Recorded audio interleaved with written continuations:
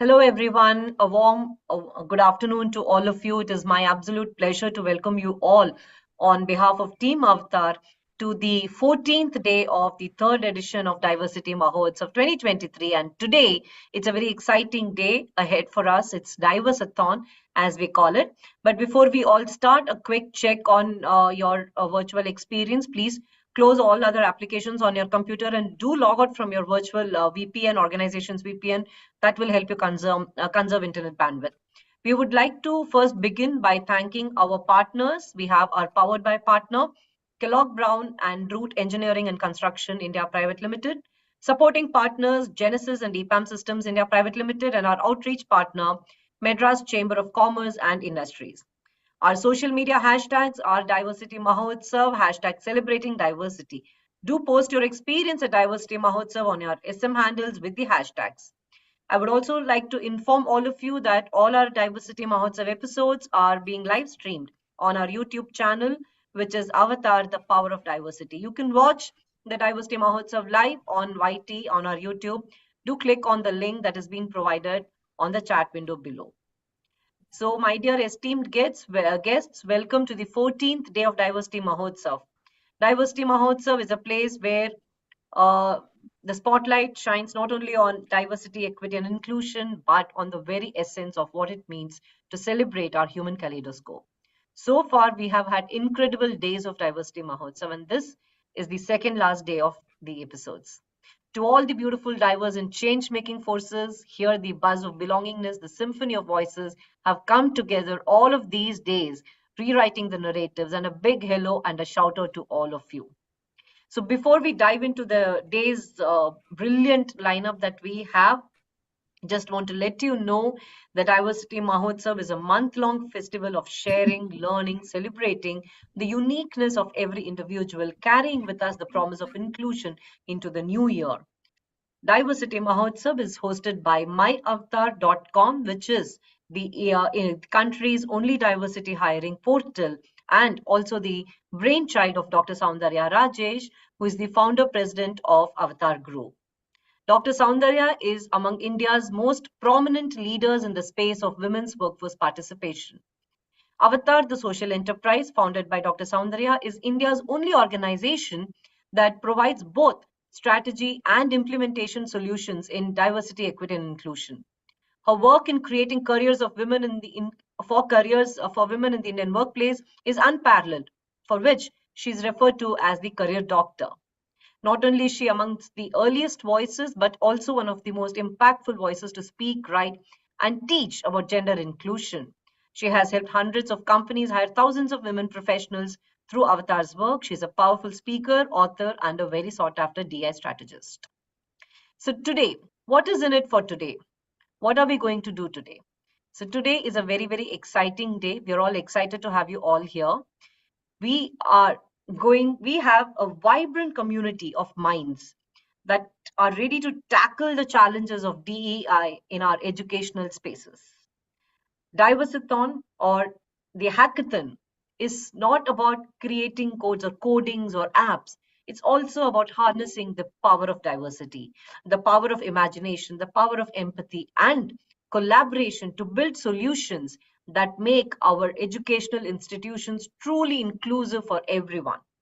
Diversathon is one of the events that we created as part of the Diversity Mahotsav, which for educational institutions, where we invite students to present original papers on various topics in the field of DEI. The theme for this year is intentional inclusion, creating an actionable charter to practice and promote inclusion at education institutions. So we set out three broad frameworks for the teams to choose from. One was on what is your understanding of the inclusion and belongingness, related challenges that play out at the workplace, particularly in corporate India, and with your understanding, what interventions and measures would you take if you're part of the management team to address those challenges and build intentional inclusion as a practice?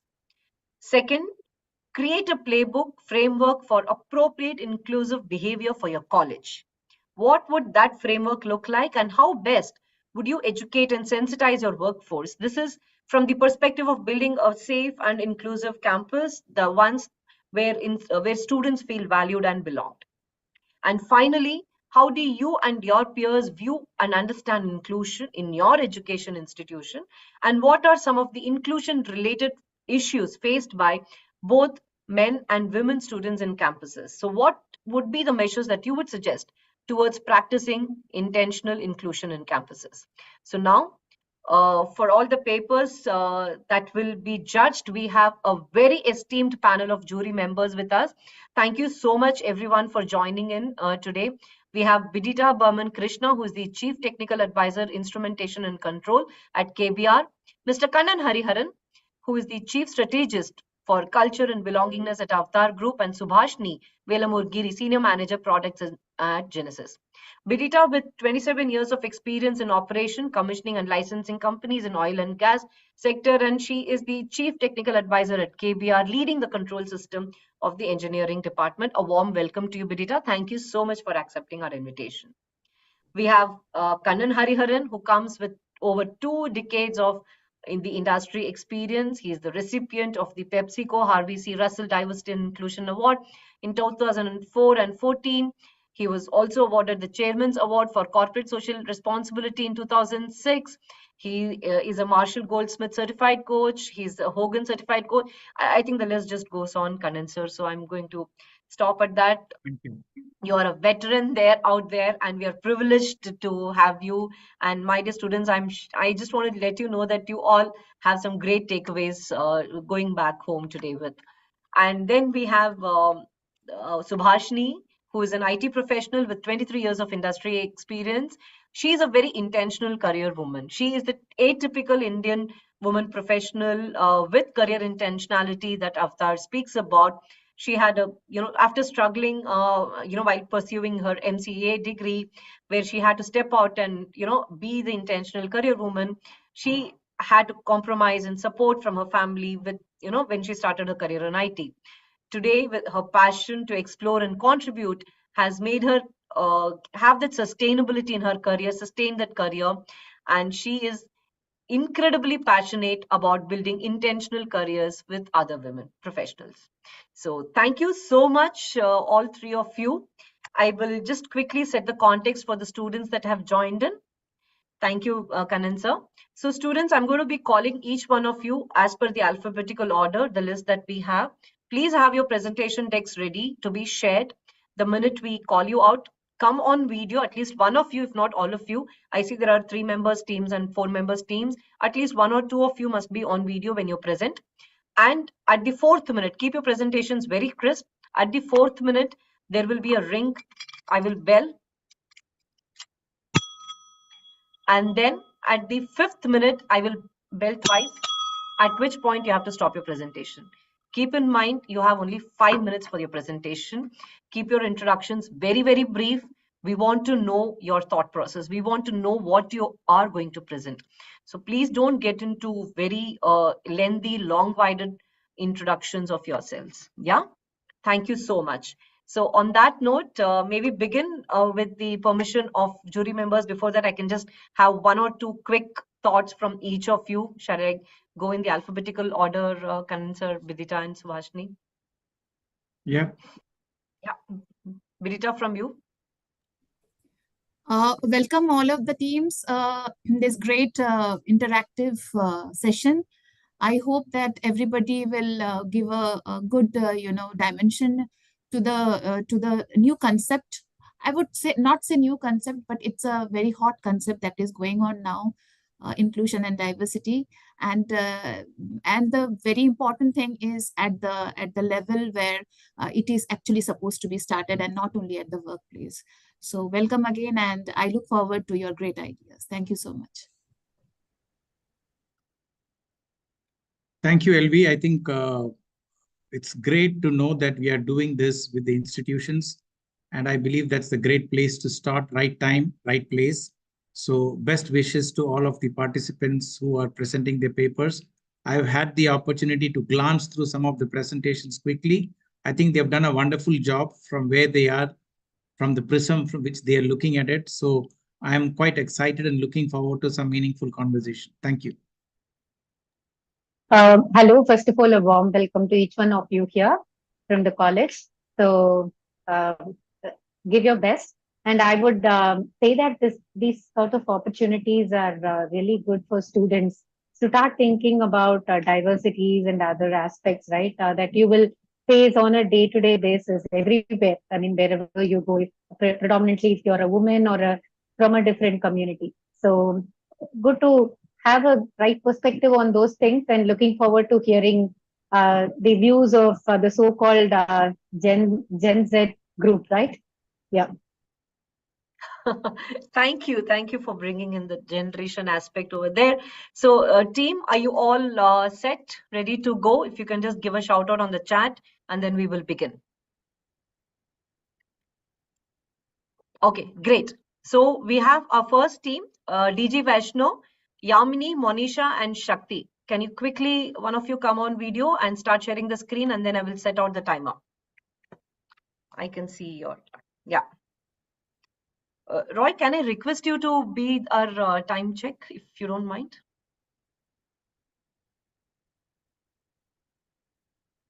Never mind, I'll take it. Yeah. Your time starts now. Yeah. Yeah. Can you just give me a second? I'll just share the screen.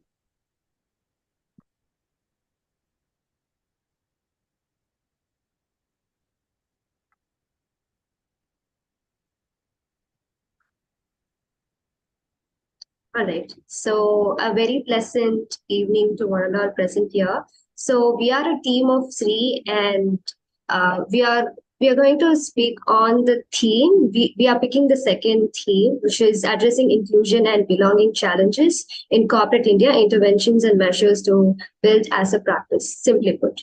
So I would like to start off this presentation by addressing what inclusion and belonging actually means. So basically, it's a precondition for a sense of personal belonging or individual commitment to being authentic.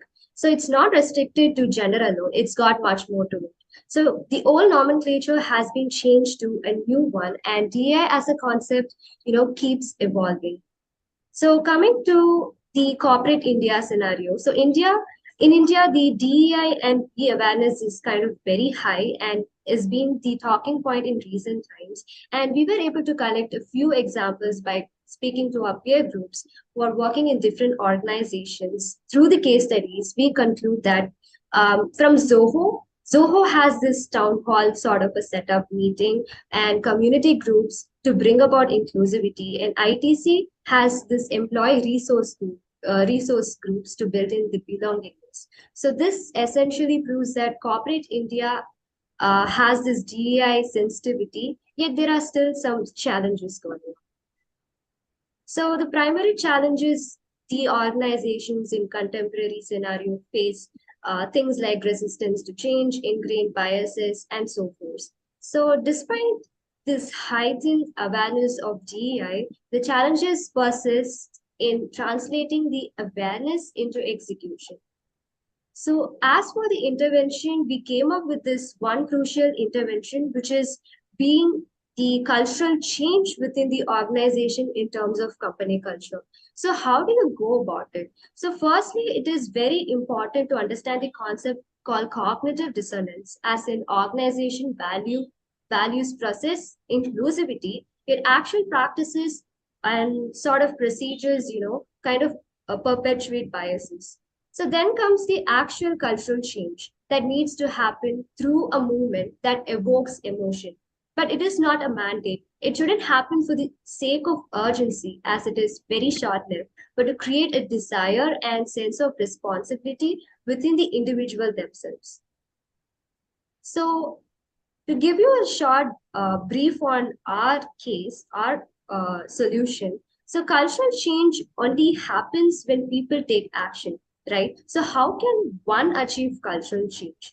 So we have brought about a step-by-step series for our solution, and it goes like starting off with framing the issue that stirs some sort of emotion and incites some sort of action. say by prompting dissatisfaction of the status quo within the organization itself. So next comes the, demonstrating some quick wins. People need some sort of examples of actions they hope to see more of within the culture. And thirdly, we have to build some sort of coalition or bringing in groups, merging or building together groups in a way to spread your ideas and to broadcast our wins. And the next thing would be to identify some sort of spaces or to create some spaces where members can create strategy as well as find some sort of tactics they feel more comfortable as well as they feel a bit more supportive. And lastly, in order to make all of these come into action, we need to bring in some symbols to create a feeling of solidarity. It can be as simple as t-shirts or a bumper sticker or buttons supporting a general cause. So movement as a whole, the idea that we have, movement, it lives in the collective hearts and habits of people and their shared perception. And here is where a proposed solution comes into an end, a movement inducing cultural change. Thank you. Bidita, may I request you for your question? Yeah, thank you. Akanksha, was it Akanksha? Yamini. Yamini. Good thoughts. So you are telling in bringing in groups, create space, taking some actions, some bumper stickers. But can you give some examples, please? I mean to say it's very abstract. But if you can put some practicability over here, I think we would get some sort of understanding what you visualize in the situation. Give me one example if you can, please. Can you repeat the question, please? You have talked in bringing in groups and create, spaces, taking some actions in a corporate world. And you also said that, we have got, collective bumper stickers and all buttons. Yeah. So I am asking you about, certain one practical approach to it. A situation given, how are you going to, what do you actually foresee or visualize in bringing groups? What do you actually mean by that? Create spaces and actions to be taken. Give an example of that. So, I'll give you a real life example. We can take Accenture company. So let's take Accenture company. So actually, this movement as a concept is actually, in process. People wearing, the badges, they have the ID tags and all, being, in the color, having the pride color. So actually, it is in the process of, the movement in action. So you mean to say that it is the visualization of people, of the employee or the everybody to understand what actually it shows or what it means. Maybe bright colors or some logo. Are you wanting to tell in that way? Sort of some posters. This is one sort of an example. This is one instance where we can see movement in action. This is one such example. Okay. To add on to that, ma'am, am I audible? Yes, absolutely. Yeah, to add on to that, when we were coming up with the case study, what we felt is people feel DEI, they understand what it is, they are aware of what it is. But when it comes to implementing it is where we got the concept of cognitive dissonance, is when you understand that this is something, but yet you are hesitant on acting upon it. So that's when we came up with the idea of creating a movement for it, wherein we can train people on actually giving them real life scenarios, examples of making them really understand whether they are sensitive towards DEI and B. Because there are people who tell out that they are sensitive, but deep down they might not even know that whether this is what they are. And that's what we meant when we came up with the idea of cognitive dissonance and bringing that up into a movement rather than just an urgent or an immediate action or something. Fantastic. Thank you so much. Thank you. Thank you. Thank you. Thank you, DG Vaishno team. Requesting the jury to keep the questions crisp and short. So my next team is Ramaya Institute of Management, requesting Pooja, Lipita, and Varani Raja to quickly start sharing their screen and come on video of one of you. Yamini, can you please stop sharing? Yeah, thank you. Yeah, Lipita is there. Yeah, quickly start sharing, then I will. Yeah. Just a second. Keep your presentations ready, teams. I'm requesting you so that you can immediately start sharing. Yeah, thanks, Lipita. Your time starts now. Yeah, very good afternoon to everyone. Myself, Lipita, and my team members are Barani and Pooja. So we are the students from Ramya Institute of Management. So to begin with, our topic for today is inclusion and belongingness related challenges that play out at the workplace.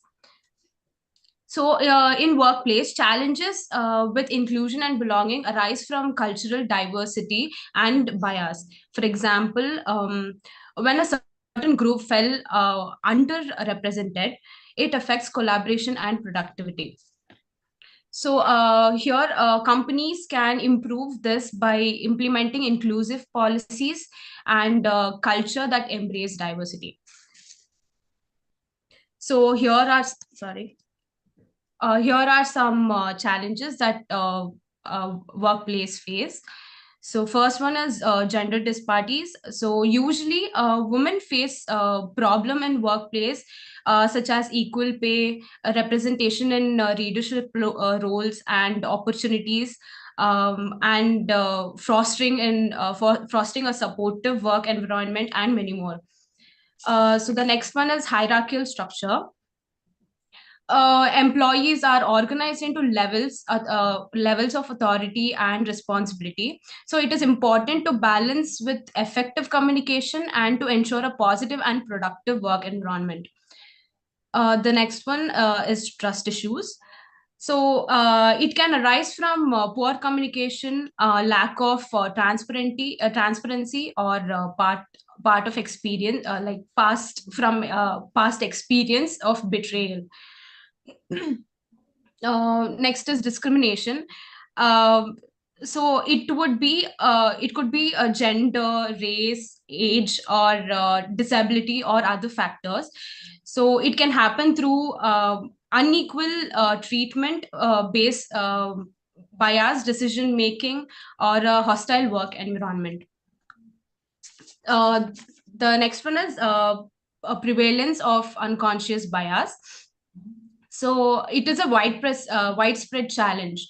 So constantly highlights on impact on hiring, promotion, and overall workplace dynamics.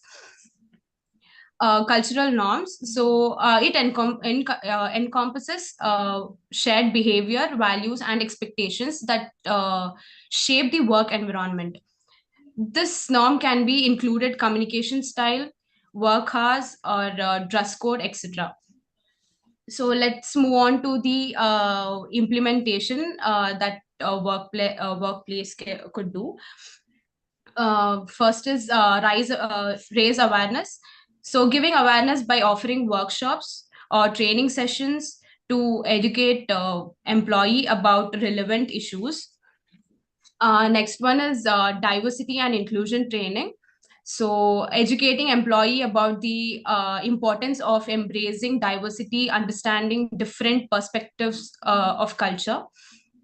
Next one is inclusive hiring practices. So implementing this contributes to build a more diverse and talented workflows with the innovation and creativity within the organization. Next, being all ears. So actively listening and being attentive to colleagues can help to foster a culture of open communication. Trust and mutual respect in workplace contribute to effect teamwork and problem solving. Next is employee resource group. So encouraging the formation that focuses on various determination of diversity, such as gender, ethnicity, and LGBTQ. So this can provide a supportive community and offer valuable insight to the management team. The last one, a diversity matrix and reporting. Regularly reporting on metrics like hiring metrics, promotion and advertisement, pay equity, employee engagement, and feedback, etc., helps the organization to identify areas for improvement. So this is. Thank you. Over to you, Kanan sir. I think it's just universe that brought in the culture aspect to you, Kanan sir, who's Thank an you. expert out here on culture and belongingness. Over to you, Kanan sir. Not really an expert. It's a continuous learning process. Thank you, team Ramaya Institute. Great presentation. I have a very simple question. Who is responsible for diversity and inclusion in an organization? Whose responsibility is it? Sorry, sir, can you repeat? Who is responsible for driving diversity and inclusion in the organization? Us. Us means who? The people. People means employees. Employees, yeah. All employees. But yes, whose is the primary responsibility? I'll make it a little more easier for you. Is it the HR responsibility, or is it the CEO's responsibility, or is it somebody else's responsibility, or every leader's responsibility? every. Sorry, Lipita. I see Varsha raised her hand. Is Varsha from your team, Lipita? No, ma'am, no. Okay, then. Yeah, you go ahead then. Yeah, Lipita. Yes, sir. Whose responsibility? I didn't hear you. It is our own responsibility for all this, sir. Okay. Actually, it is actually top driven. It is a leader's responsibility. Of course, there are others who are people managers who take responsibility and move on, but the agenda has to be driven from the top. The Yes. strategy has to be driven from the top, and then rest of the team members put shoulder to the wheel. Okay. Yes, sir. Thank you. Thank you. Thank you, Kanan sir. We move on to the next team. We have the Ramaya Institute of Management team, another team from the same institute, Diksha Mishra and Rupam Jyoti. I think you've joined. If you could quickly, connect and start presenting. And your time starts the minute you start presenting. Yeah. Hi, ma'am. Is the screen available? Are you able to see the screen? No, we can't see your screen yet. Yeah, now I can see. Yeah, start. Okay. So, hi everyone. Myself, Rupam Jaridas. I would like, since we are talking about diversification and inclusion, I would like to add a beautiful quote that Diksha Mishra has taught me. A garden's beauty never lies in one flower. I repeat, a garden's beauty never lies in one flower. So, as you all know, me, Diksha Mishra, and Rupam Jaridas, we belong from Ramaya Institute of Management, and we have developed a very beautiful framework on building an inclusive campuses, which will explain the thorough through this presentation. And if we move on to the next slide, we'll check out B Schools is a perfect laboratory for studying diversity. How you may ask? So B Schools are the hotspot for cultural development and demographic and academic diversity. It is a zone for creativity wherein out of the box thinking is always encouraged, as we all know. There's a lot of focus on developing soft skills, and there's also and of course, it is an ideal place for people from diverse backgrounds to meet and collaborate. I think it's very basic. If we move on to the next slide, we'll have a basic sense of what inclusivity means. And so while we talk about creating a framework for building safe and inclusive campuses, it is important to state our line of thinking clearly. What does inclusivity means in higher education from a student's perspective? So it is having a sense of belongingness to the alma mater, feeling safe and comfortable, of course, and ease in expression of ideas and opinions, and expensive collective growth through positive and rewarding academic experiences. I think we all agree with that. And if we move on to the next slide, this is the framework that we have built identifying the challenges and the drivers. and the outcomes, of course. This is the framework that you see. Uh, uh, we have listed the key driver challenges and the outcomes, implementing the drivers by overcoming the challenges. Group activities are best to break the break the ice, of course, to have the initial talk. Breaking the ice will basically mean have a basic talk and having the sense of inclusivity and equitable access to assessment. Instead of accessing every student with the same yardstick, a new assessment system needs to be created wherein the every student is addressed. Cultural engagement for exchange of cultural practices, encouraging free dialogues, not because the students are belonging to a specific you would say uh, background or something like that. And probable challenges. If you move on to the challenges column, we can see that barriers barriers pertaining to psychological and individual pedagogical barriers experienced by teachers while facing a high diverse set of learners and cognitive barriers of students. So conflicts arising from difference in opinion of individuals if infrastructure of the institute is comfortable for some but not others, if it may lead to like later section of feeling like they're not included in this. So the huge diversity that is an asset for a B school might lead to a groupism. I would say groupism, yeah, groupism based on common backgrounds, leading to a conscious and unconscious biases. So if you look at the outcome column, it is the challenges.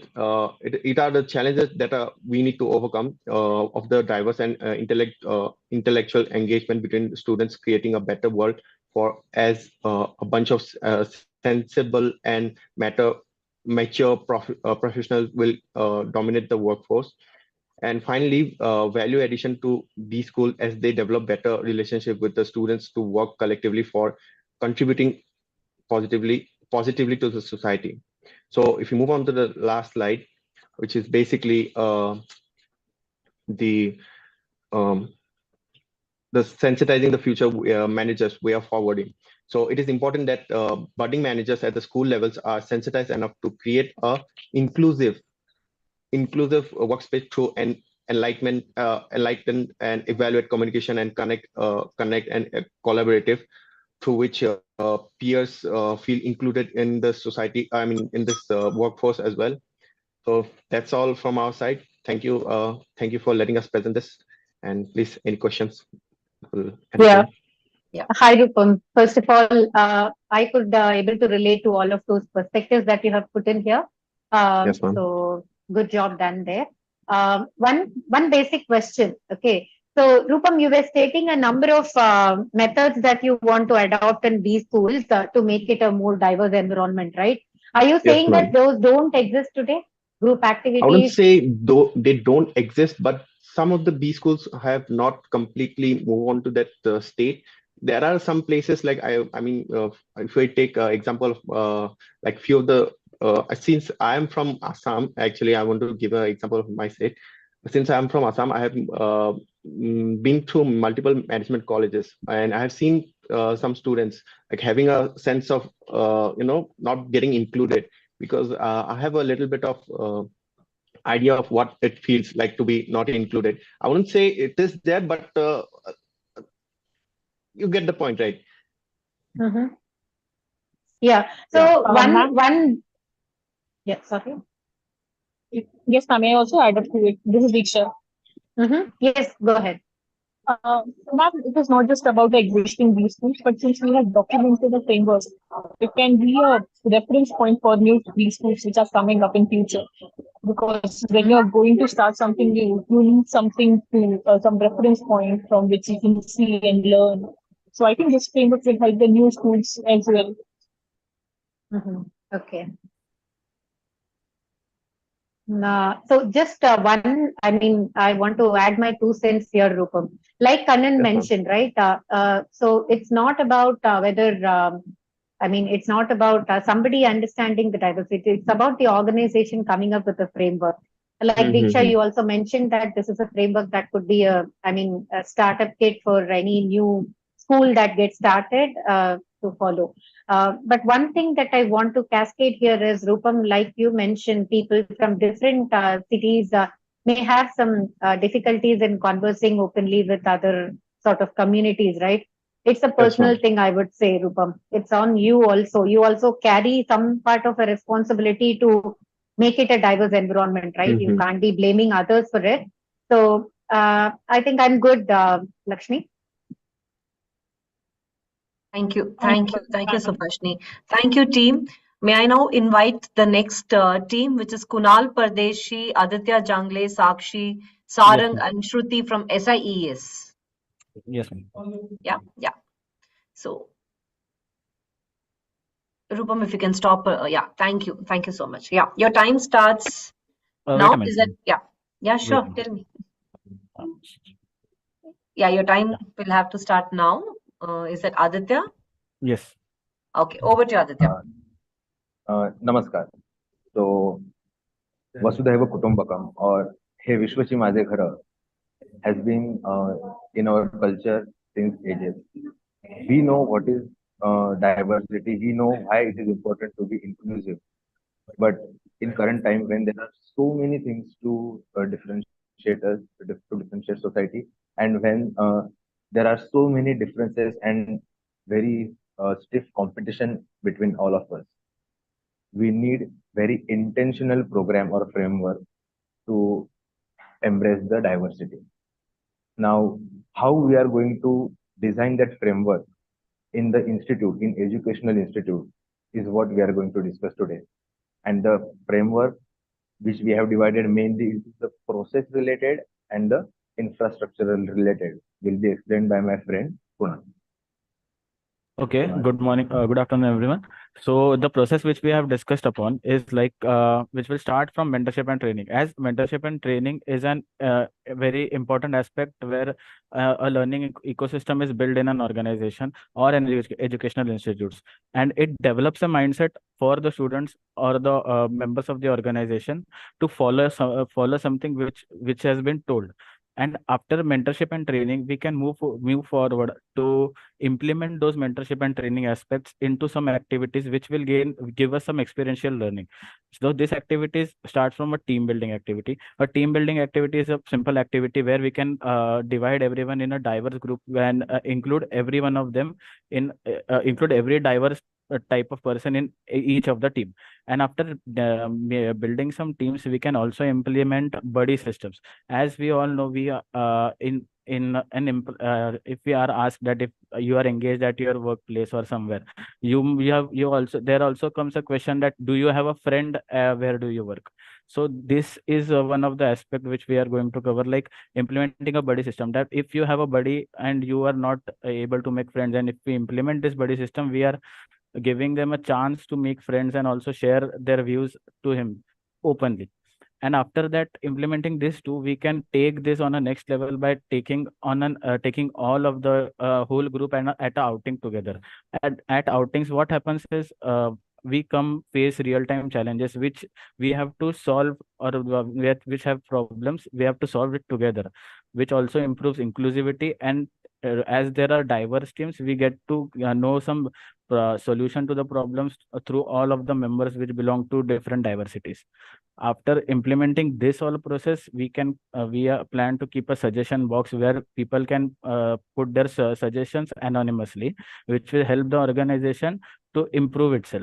After this all, we can to ensure if the process is implemented in the correct way, there needs to be a continuous feedback method to go on, that which is also known as Kaizen, that is continuous improvement. And this process can go on continuously. After we get a feedback, it can then be implemented in the mentorship and training, and this continuous process can go on. after this process implementation, we can also adapt to some infrastructure related changes, which the first is inclusive workplace assessment to ensure that the physical infrastructure is accessible to all individuals with disabilities. This includes ramps and elevators. Also, we can design and adapt infrastructure for accessibility, like designing public spaces for transfer system, gender neutral toilets, braille system uses in the buildings to be inclusive for people of all abilities, ages, and backgrounds. Next is inclusive policies and training implemented in the institute. That is infusing cultural sense inclusiveness, which we can help to celebrate diversity through various cultural programs and foster a sense of belongingness for everyone. The impact of this will be explained by Aditya.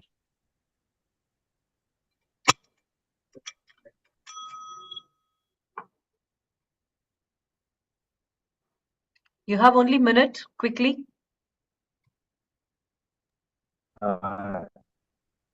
Yes. So we want to make it very sure, and we want to make it very clear that we are not doing all these things just because these things have positive impact. We are doing the reason of morality is well enough to do all these changes, but doing these things and including diversity definitely has many positives, such as it improves our inclusive behavior. We, those who are uh, from so-called privileged background, learn how to be more inclusive and accommodative. Then there is community cohesion. We learn to collaborate and cooperate with each other, and then we can develop as a unit. Then the third part is innovation due to diversity. As different backgrounds, the minds from different backgrounds come together and think over idea, definitely we are going to get very different and interesting perspective, which otherwise would have been not possible if everyone is from the same background. And then we have more engagement from the student side. So these are the positive impacts which are because of the diversity. Thank you. Yeah. Thank you, Aditya. I think Vidita, over to you for questions. Thank you, Kunal, and all of your friends, because I think inclusivity shows that all of you have, this presentation has been done by all the team members. So good idea. And my question is, this is not a new thing. This is not a new thing that is being implemented. Or your ideas are very good. Your ideas are implementable. You have given good examples. But you tell what is the most important thing that an individual should develop within himself or herself to be inclusive. Yeah, it's a top down proactive thing and effort. But what an individual, what is the best thing that an individual should take into him in order to be a part of this diverse culture? A very interesting question. I would like to answer it. I think empathy is the quality or the characteristic which one has to have and imbibe so that we can be more inclusive and more welcoming for the diversity. Yeah, with an open mind. Yes. So with empathy comes open mind. We can imagine ourselves in the shoes of the other person. We can understand what he might be feeling, what he might be suffering, and what he might be thinking, so that we can definitely be more inclusive. Thank you. Thank you. Thank you. Thank you, Vidita, and thank you, Aditya and team. That was really, really interesting and wonderful. We have another team from SIES, which comprises Meher, Varsha Bharadwaj, Chaitrali Kulkarni, and Rujuta Juvekar. Sounds like that. Rujuta Divekar. So anyway, Rujuta, Meher, Chaitrali, Varsha, and yeah, that's it, Meher. Can one of you please, yeah. So who is going to be speaking from this team? Good evening, ma'am. Yeah. You're echoing. Sorry? Your voice is echoing. Yeah. Okay. Is it proper now? Yeah, it's fine. Yeah, over to you. Okay. So let me start with an introduction regarding diversity. So I can define diversity as it's a practice or a quality of including or evolving people from a range of different social and ethnic background and of different genders, sexual orientation. As we all know, that technology has helped the world a lot. With the help of travel and migrations, people are no longer living in an insular environment. People are connecting with each other, people who belong from diverse workplace. So we are embracing this kind of differences and we celebrate the diversity and we enrich our profession. Now I head over towards Rujuta to the other part of the slide.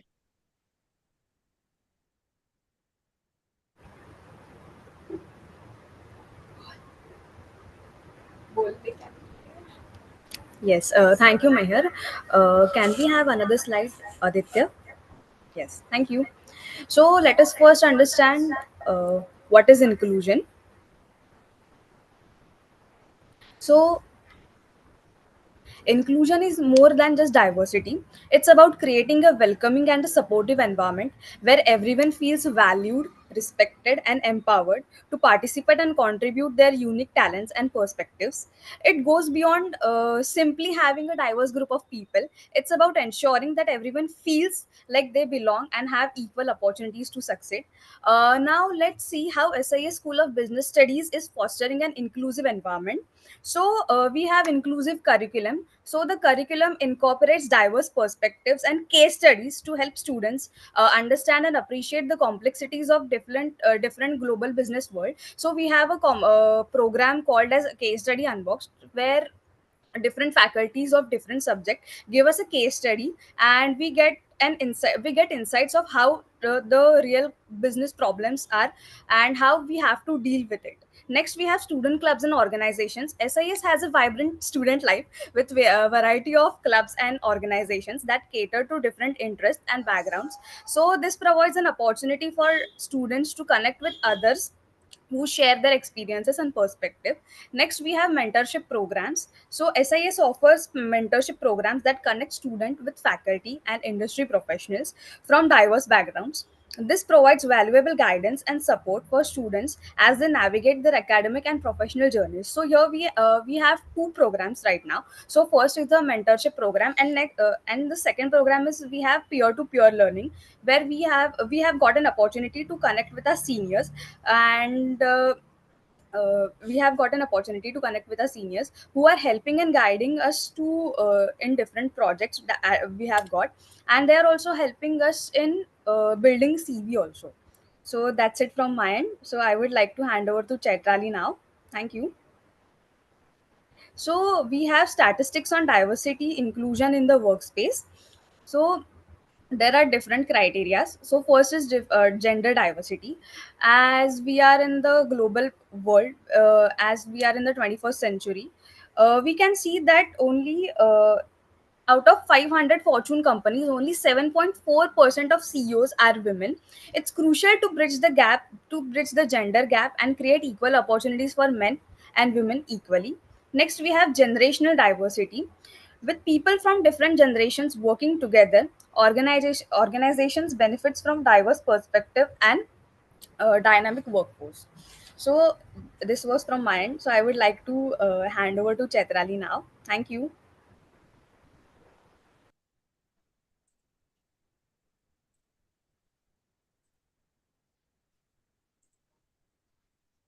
Good afternoon, everyone. Now I'll be talking about rational ethnic diversity in executive leadership. So the first one is that this refers to an underrepresentation of minorities in top level positions within the organization, as well as despite the efforts for inclusivity, many companies struggle to have a proportional representation. Then it comes to diversity in thoughts. These concepts involve embracing variety of perspectives, ideas, as well as approaches within the group as well as in organization. Next slide, please. Now I'll be talking about the successful diversity and inclusion initiatives. The first one is training and workshop. So this kind of means interactive session as well as educate employees within the organization as well as inclusive leadership promoting a culture of diversity. When it comes to employee resource group, it also offers a large space of employees with shared backgrounds as well as interest to connect and support each other. When it comes to inclusive conferences, these conferences provide platforms for individuals to share insights. And when it comes to award programs, it recognizes and rewards individual or a teams to their efforts in advancing diversity as well as inclusion, encourages ongoing commitments. If I can just interrupt, I think we're a little overshooting the time. Can't hear you. Yeah, sorry, I was speaking on mute. So I think we overshot time a bit. And also to bring to your notice, Team Meher, the chosen topic of yours was what are the inclusion-related issues faced by the students in your campuses and the measures that you would suggest towards practicing intentional inclusion. Not sure if that came through. I'm going to leave that to the jury. Over to you, Kannan sir. Yeah, I was just about to mention that. Nevertheless, a great attempt in terms of bringing in all your team members to say a few words on the subject. That was a good attempt. Yes, I think you missed on the question that was addressed to you. It was all about your campus and what's happening there. Having said that, let me ask you a question. What is the gender diversity in your campus? Only students. Do you know what is the gender diversity in your campus? We are not sure. We are not very sure, but females are less as compared to males. That's okay. Do you have a ramp in your institution if there was a differently able person coming to study? Sorry, sir? Do you have a ramp in your university or college or your institution? Do you know what is a ramp? Yes, actually, can I answer the question? I'm from the same group. Yeah. Yes, sir. We do have a ramp for a physically able person. It is just at the corner of the stairs. Okay, all right. Do you have a toilet that is differently able friendly? Yes, sir. We definitely have more than two to three toilets in the college itself for the physically able people. Wonderful. Do you have any differently able person studying in your university? Actually, for physically, if you talk, I don't think so. We haven't seen anybody yet. But Okay. if I talk about, I wouldn't like to disclose this upon much. But yes, we do have some students who have a lesser EQ and IQ than the regular ones, which we are currently in the college, university. Okay, thank you very much. Thanks. I think the starting point for you is to understand what is diversity in your institution. So I think it'll be good to know some of these numbers and statistics. Okay. Sir, actually, at that moment, I had some network issue, so I am I know a little information about that. If you allow, could I share that? Okay. So basically, so in the organization, if I talk about, firstly, I would like to talk about the students. So in the student domain, we have the gender diversity divided amongst the college, that we have a good norm. We have division of students, like majorly 60, we have 60 female candidates and 60 male candidates. But if I come to the faculty, we have majorly more male faculties than female ones.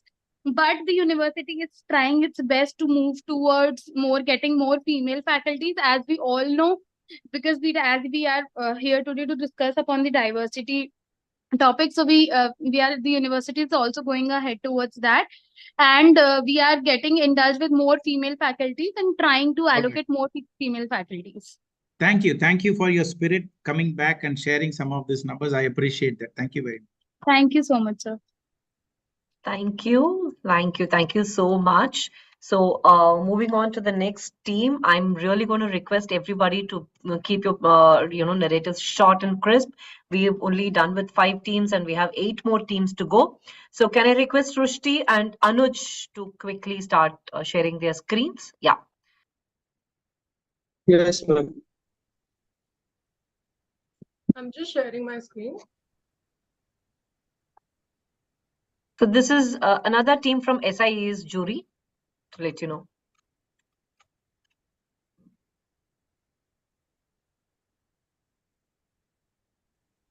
So good evening to one and all present here. So me and my teammates will be starting off with inclusion. So providing equal opportunities and support for all the students, regardless their differences and abilities and characteristics, is what inclusion is all about. So the goal for the institution, the educational institution, is that to be accessible and supportive and welcoming every student, including those who are diverse with their needs and abilities. So me and my team interacted with a lot of seniors who are currently in the second years, and we have come up with not major but minor inclusion related issues that have been going on. So I'd like to project one, which is students are left out with a sense of exclusion, wherein they are not chosen by any of the groups. By groups, I mean to projects and presentations that take place in our college. And some of the seniors gave us few pointers saying that there are at least 5 to 10 people who are not selected at first, but they are selected maybe when there is an opportunity to select. So that is one of the main point that has come up from our seniors. Moving on to Anuj. Yeah. So the major challenges which we are facing, or which we have got the inputs from our peers, that there are the challenges like regional quotas. Every colleges are having regional quotas. Like if it's a South Indian college, you will get a South Indians as a quota. Then there are traditional mindset. So our SIS is very traditional in nature. So being into a modern, becoming a modernization will take time. Then telling about the scheduling insensitivity. So the scheduling insensitivity, like telling about like during the Christmas, like many Christians are coming to our colleges, right? So they are also facing some challenges. Then physical accessibility. So talking about physical accessibility, the things like we do have a quite good infrastructure regarding for the disabled people, but talking about the faculties, we do not have any such disabled faculties. So there are many opportunities. Also talking about the opportunities, the factors like we can form HR forum which will help to drive an initiative. The second factor is like we can make a quite good inclusion of the disabled people and build a great infrastructure. Then overcoming with the traditional mindset, like converting into a modernization and addressing to the regional quotas, like uh, lessening the regional quotas. Yeah, so these are the opportunities. Over to you, Sushti. Yeah, so we'd now like to suggest few suggestions from our side to bring about inclusivity and diversity in our educational institution. So first is promote a positive classroom environment, which can be done by having a personal connection with all the students and all belonging to different socioeconomic backgrounds. Then is embrace students' diversity, not only in terms of talent, but also in terms of their uh, ethnicities, and also their religion, their gender, etc. Next is promote diversity in curriculum, which can include perspectives and contributions of people belonging to all the genders. Next is addressing gender bias and promoting different inclusive policies, and also creating a safe space and support system for students in which they can also express their opinions and viewpoints effectively. Next, we can promote inclusive campus culture and also have an intersectional approach, which could also help people belonging to various LGBTQ communities and other marginal groups to contribute in the college. Next. So to conclude, I'd like to say that inclusion requires several proactive measures like challenging different stereotypes, promoting equal opportunities, and also creating an equitable and enriching experience for all students. Thank you so much. Hi everyone. Thanks for the good presentation. One basic question I have. You were trying to resolve one specific problem, right, of diversity that exists in your institution.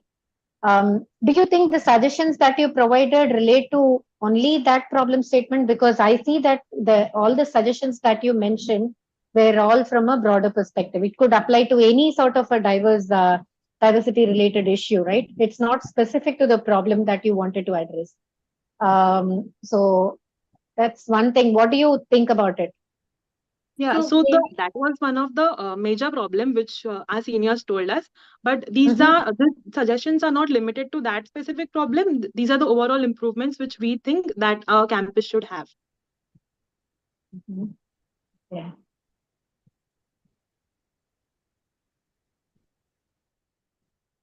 Is that all, Subhashini?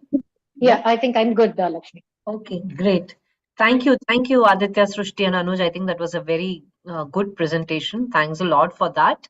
Moving on to the next team, may I now request Sanjana, Nikhil, Priscilla Wilson, Saili Nair from SIES once again on the similar challenges on how the inclusion related issues faced by women and men students in campuses. Sanjana, over to you. A very good afternoon to everyone. So the topic chosen by us is how do we and our peers view and understand inclusion in our educational institution. So directly starting, diversity and inclusion is just more than having people from different backgrounds together in one place. True diversity and inclusion means shifting the focus from the number of diverse experiences people have to the quality of those experiences. Rather than just tolerating or accommodating differences, diversity and inclusion calls on us to celebrate both unity and diversity. Embracing both our common humanity and rich differences move us towards this vision. Next slide. Now we have a short video from our Dean Academics on the topic like what initiatives have been taken by our college.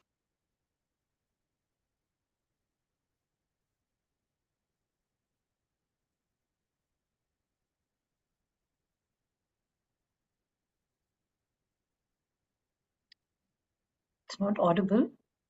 So when you share a particular deck, you need to enable sound. There is an option, you'll have to stop sharing and then reshare and tick box an option that says enable sound, and only then we will be able to hear.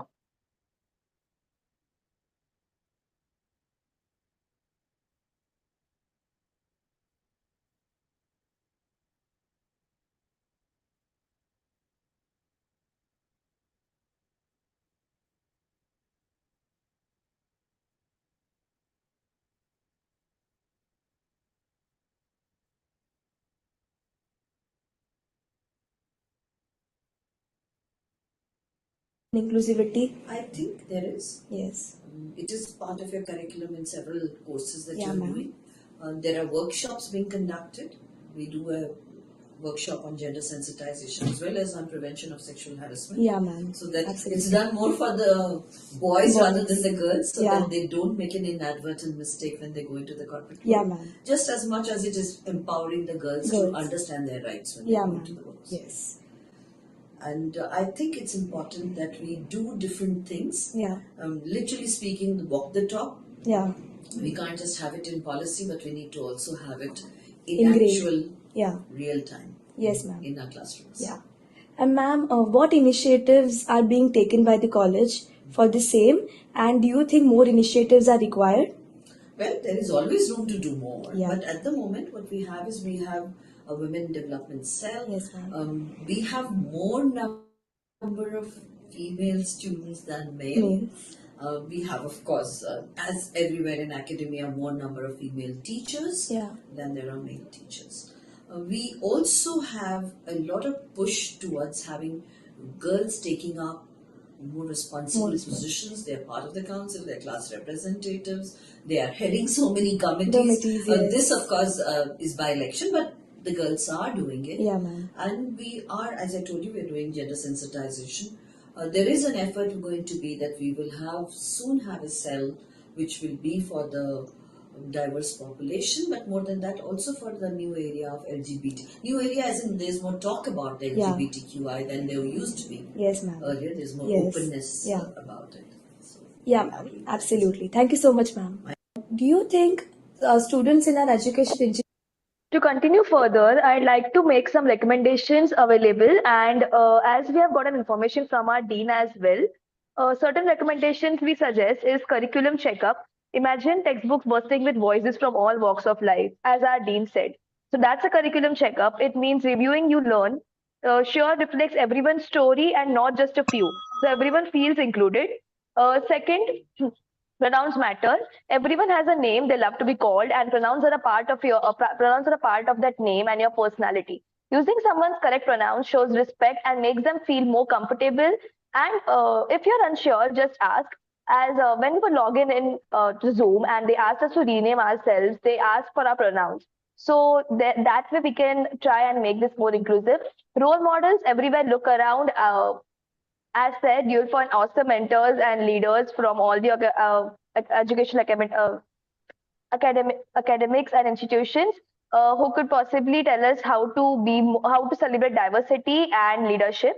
Safe spaces to talk. Safe space programs have been taken in our institutions, and some topics come up, and you need a space to share your thoughts and feelings without judgment, and that's where safe space comes in. Thank you so much. Over to you, Kanan sir. I thought it was Bidita's turn now. Oh, sorry. My bad. Yeah. No problem. Go ahead, Bidita. Okay. Nikhil, thank you.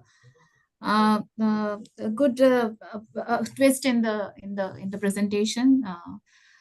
Okay, my question is, don't you feel like females are brought, number of females in percentage are going up? So is it not compromise on the talent and the intellectuality? Does it not affect the college status or the college renowned college, the rank of the college? Ma'am, to be honest, I am not very sure on the concept, but in my opinion, I feel that each individual who gets into the college, they get on the basis of their skills and their talent. Ma'am, to add to that, whatever Nikhil said, it also whenever you say there are more number of females than males, and if it's a compromise on talent, it reinforces a false belief that men are inherently more talented than women. And it disregards the systematic barriers that women face in reaching their full potential. So, like you said, it may be a compromise on talent, but it also discourages, if not taking more women, it also discourages diversity and inclusion, which are essential for innovation and progress. So I feel it's not a compromise on talent, but it just pushes people to be more innovative, inspiring people, and getting them a safe space to feel included and celebrating diversity. Good answer. Thank you. Thank you so much. Thank you. Thank you so much, team. That was once again very nicely presented, Sanjana and team. So may I now request Sneha Veda Sri Ganga P. Varshini from Sri Shankarlal Sundarbai Shasun Jain College for Women. Nikhil, could you please stop sharing? Yeah, thank you. So do we have Sneha, Veda and Varshini here? Yes, yes, ma'am. Yeah, can you please start sharing your screen? Yes, ma'am. Yeah, thank you. Your time starts now. Okay, ma'am. Good day, Justice. We are from Sri Shankarlal Sundarbai Shashan Jain College for Women. I'm Vashni, and this is my teammate Sneha, and the one who's presenting is Veda. So our topic is inclusion in workspace. So a sense of belongingness involves more than simply being acquainted with other people. So what I think is here we are bringing conscious inclusiveness, like for all the people, like literally all the people. Not I think many people are pointing out gender factor, but I think it's kind of outdated now. Because all the environment, all the workplace is taking their steps to like bring both the genders together. But as of now, I think it's outdated, because in workplace both gender are equally treated. So the next is next slide, please, Veda. Yeah. So, like, we are planning on, we assume that the people are divided into three groups, which is introvert, extroverts, and ambiverts. So, as of introverts, people, they are in their own shell, they don't come out. So, we plan on doing a team building, customization of team activities according to our employees. So, through that, we are planning on intentional inclusion of all the three types of people, like introverts, extroverts, and ambiverts. The next is we plan on building the team together.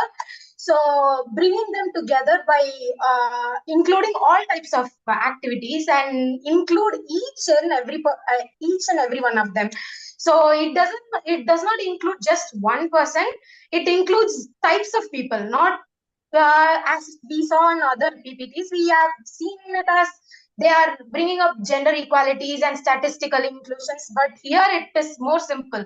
Just we have to customize it according to our employees. So, for as of example, Sashini will continue. Sports engagement. Actually, as for sports engagement, it's not out of box. It's actually all the workplace take this, but it's only for mainly for extroverted people. Other introverted or ambivert people, they continue with their life and work. But sports engagement is mainly for extrovert people. But other examples for which can include all other introvert and ambivert people are we can customize what their preference is. Next slide, please. Okay. Next is movie screening, outdoor camping, fun team outing. All are they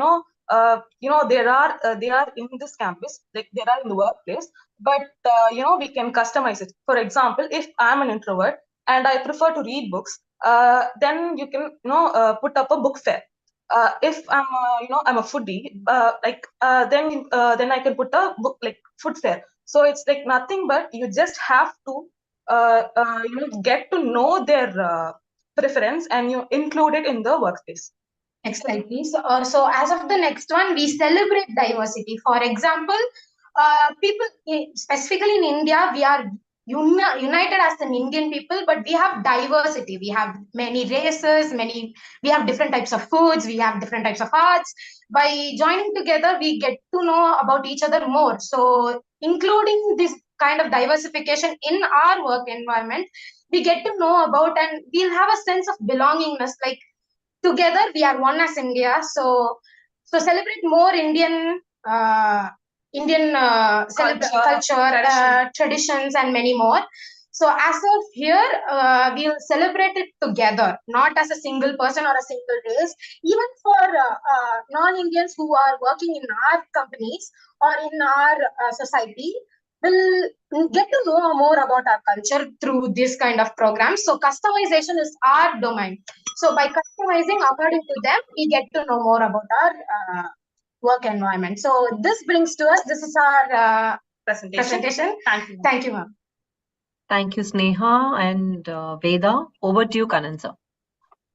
All right. Thank you. Very good. I like your idea about inclusive, intentional inclusion and bringing in the example of sports and Indian culture to show how inclusive we are. My question to you is, again, this entire thing is about workplace. Yes, sir. What do you think is the biggest barrier to build a sense of belongingness? You know what is the meaning of sense of belongingness? Yes, sir. To feel included. Yeah. Yeah. The main What do you think barrier is the biggest barrier?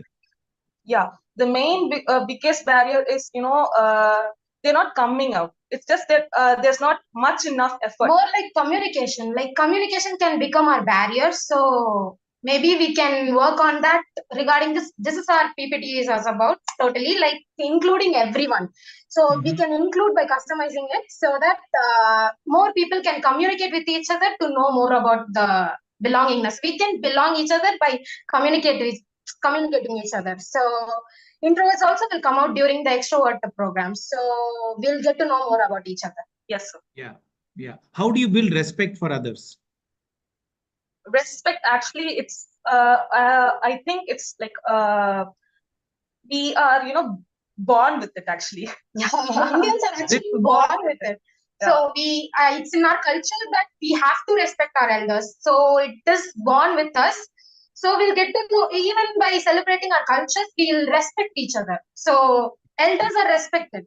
So naturally, respect comes out of we are born with it. So I think Thank you there's very no. much. I really appreciate your approach to the whole thing and your approach to say the respect itself. I wish that in your generation, when you get to work, it flows through very easily into the organization. Thank you very much. Yes, thank you, sir. Thank you, Kanan sir. Thank you, Sneha and Veda. That was really, really profound. And I too liked the intentional inclusion piece over there. So thanks a lot, team. Moving on to the next team, I'm given to understand that Tyagaraja School of Management, Ajita and Sentamarai and R. Shivapriya have not joined as yet. So in which case we can move to Pondicherry University. We have Theophin Michael, Naresh, Priyadarshini, and Flora Mary. Can one of you present quickly? We will come back to Tyagaraja later. Theo has started sharing. So jury members, please note this is the Pondicherry University, Theophin Michael and team. Thank you. Yeah. Over to you.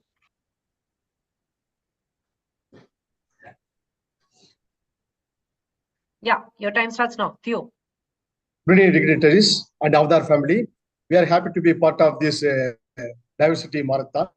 We have taken the first question, intentional inclusion in Pondicherry University. The four of us will be presenting. The time it has been established, 1985, our university has a tagline, it's still vibrant. The tagline is, it is diverse here, we know it, welcome, we thrive on it. Because 9,000 students are studying here, out of them, 50% are female. We have 24 hostels, 11 hostels meant for females. There is a good inclusion we have seen. Being it as a central university, we have a good advantage over that. SDG goals, we are all well aware of that. In the goal 10, reduced inequalities well implemented in our department. Being a management student, we have put up a play in reducing inequalities. When we come across your theme, we felt happy to contribute to that concept. Okay, let me pose a question. When I ask you, who is the second gender, what comes to our mind generally is female, right? Yeah, naturally. First gender, second gender, third gender. In a way, we all live in a dominated society. It has been well dominated and structured who is to do and what to do, male or female. So it is pervasive. Inequality is pervasive, I would say, because of stereotyping mentality, narrow-mindedness, superiority of my region or my culture is superior than the other, inferiority over the other one. So here I see the counter culture is a Ubuntu culture. It's African culture where we see I am because we are. We are interrelated beings. There also I find Levinas philosophy where you see face of the other. Okay,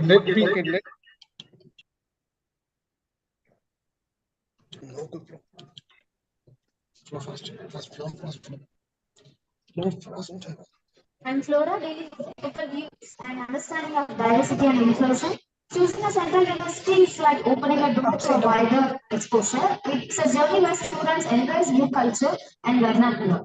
The Octopus framework enriches the socialization, making the campus a vibrant space that celebrates cultural values, creating bonds that goes beyond the classroom. In our diversified department, liberal seating arrangements can create environment where diversity is not just embraced but celebrated. Centralized entrance exams like CAT and CUTE leveling the playing field for aspiring students. Revamping the classroom infrastructure to ensure accessibility, breaking the down physical barriers for all students. Voluntary aid by PWD staff itself towards their peer exemplifies the spirit of inclusion. Facilities like specialized computer systems and software ensure that PWD students have the tools they need to excel. Facilities like window talking software, NVDA, JAWS shows the commitment to providing a supportive learning environment for everyone. With this, I over to Priya. Hi, I'm Priyadarshini. I'm dealing with crisis diagnosis. Managing diversity is difficult in a vast organization like our university. We have listed out challenges which is prevailing. Everyone is different and we don't know the situation of each. So understanding and accepting each gender is becoming difficult. Students go along with the like-minded people or with their ethnic group. I am from a particular region. I tend to uh, take more participation in only my cultural activities. Female students get admission in sports quota, but they are very less seen. Lack of mentorship is to international students is a prevailing problem. There might be a situation where we feel a particular region takes up every opportunities. Sometimes I myself don't go out of my boundaries to gain new experience, and this presentation have helped me to become aware of the degree of diversity.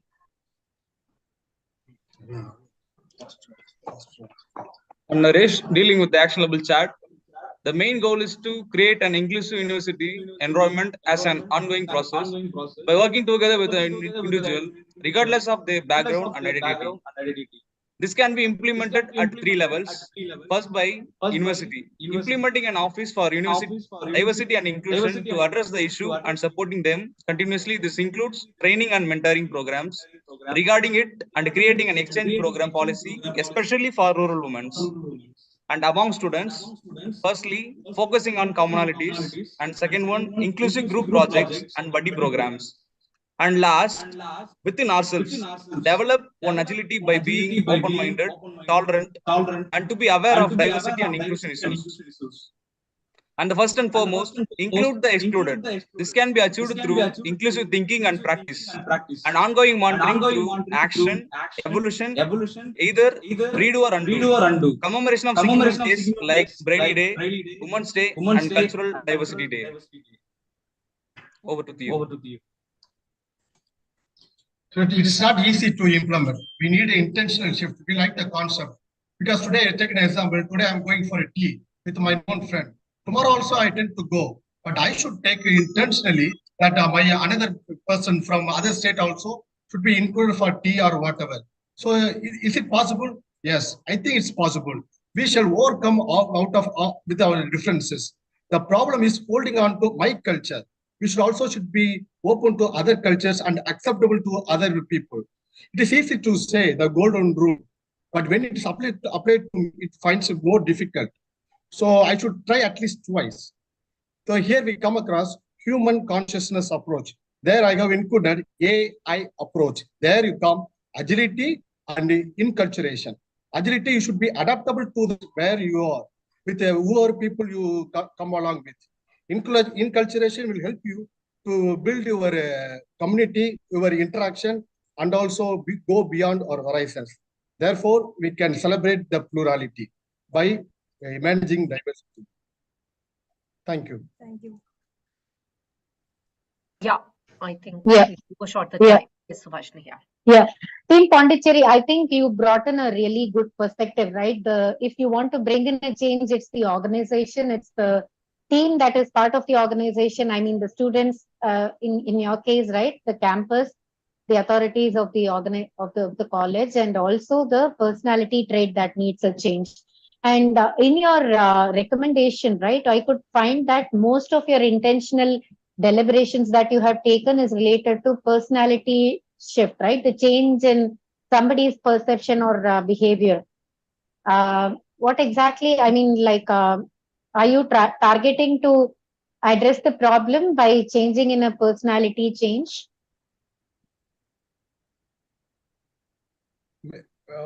Okay, ma'am. Many are not aware that we are more diverse. They should not consider Central University like any other institution, thinking that here also I form my own group.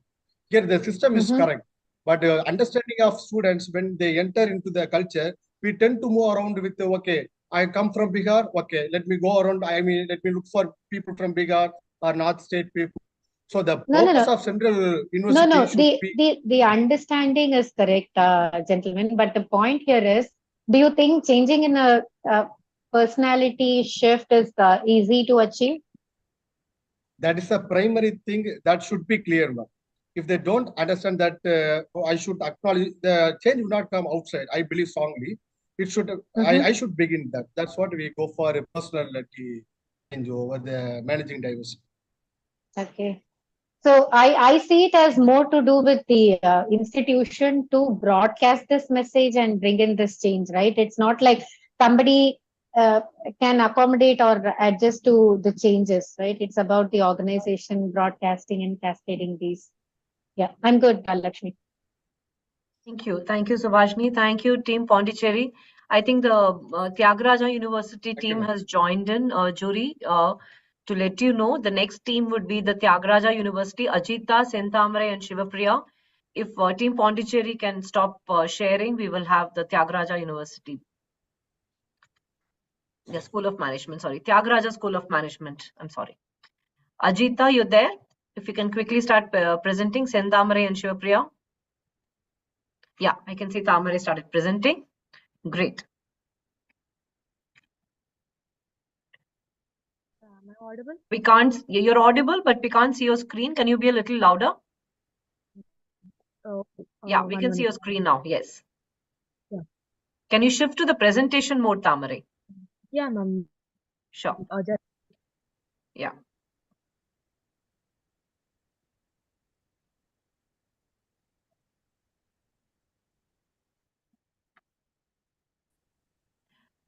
If it's taking time, no problem. If it's taking time, I suggest you go ahead with the presentation because I'm sure you have your thoughts together. Yeah, okay. Just go ahead with it. Absolutely fine. Over to you, Tamare. Your time starts now. Yeah. So we have identified the objectives of the presentation is to make the address the challenges of intentional inclusion and belongingness in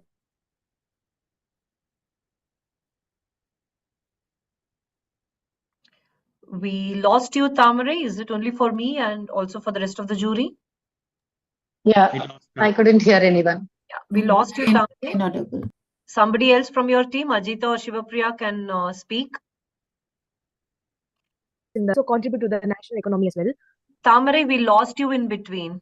Oh, Maybe let's take the other I'm team sorry. and we can wait for them to. Yeah, I think that they're condenser. Fine. Yeah. I'll just stop and then reset your time. Tamare, you want to start presenting?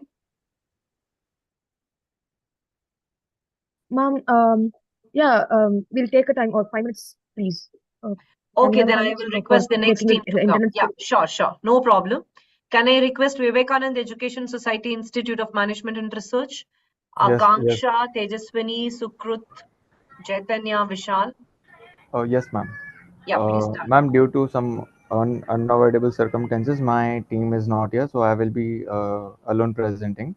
No problem, Vishal. Go ahead. Yeah. Yeah, ma'am. Your Is time my screen starts visible, now. ma'am? Yes, Vishal. Yes, it is. So your time starts now. Yes, sir. Thank you, ma'am.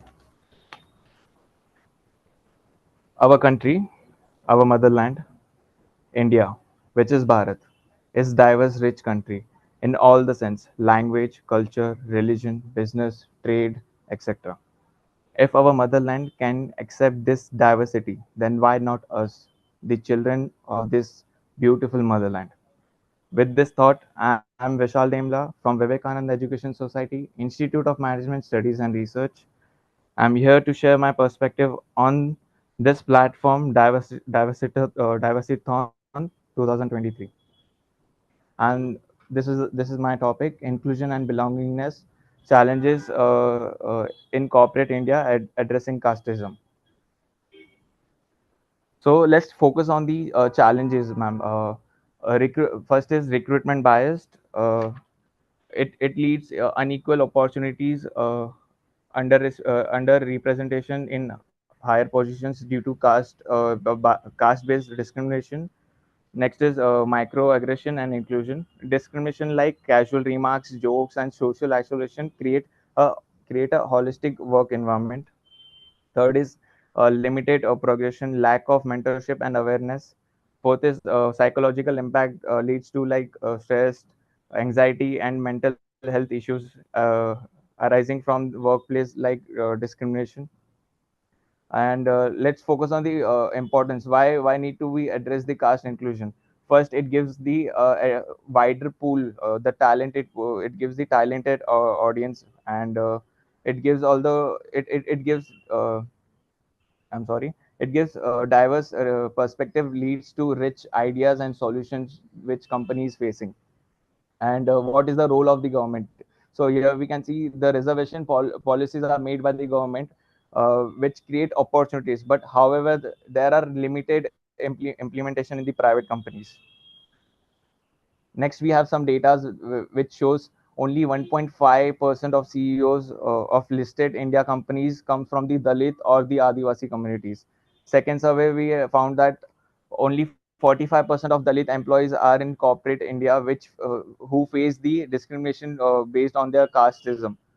And the statistics also shows that lower caste just hold 12% of management positions in the Indian companies.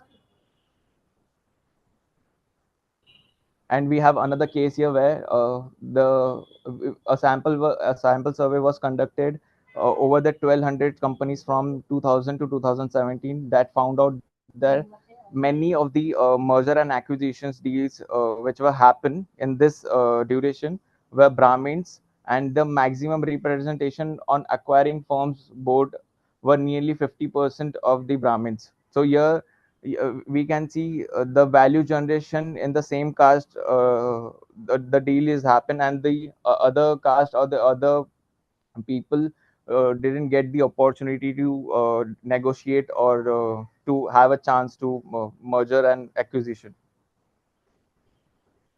So these are the some steps we like to conclude with, that unconsciousness biasnet training should include casteism and sensitized employees in the corporate, educating employees on casteism biasness, on the microaggressions, and the third is main blind CVs with known images and names, to ensure that creating a discrimination and minimize the hiring stage. And we also here we can also use the AI tool now, which is very trending. We can add prompts, and we can filter the CV with the AI, and AI won't be biased here. The next we can we can say promote equality, openness, and belongingness among the employees to encourage conversations. Next, zero tolerance towards the caste based discrimination, and managers should also ensure that the training which is happening should not be should be deal with the caste behavior, and not to and also identify the help of employees who are targeted with the discrimination. So that's all. Thank you so much.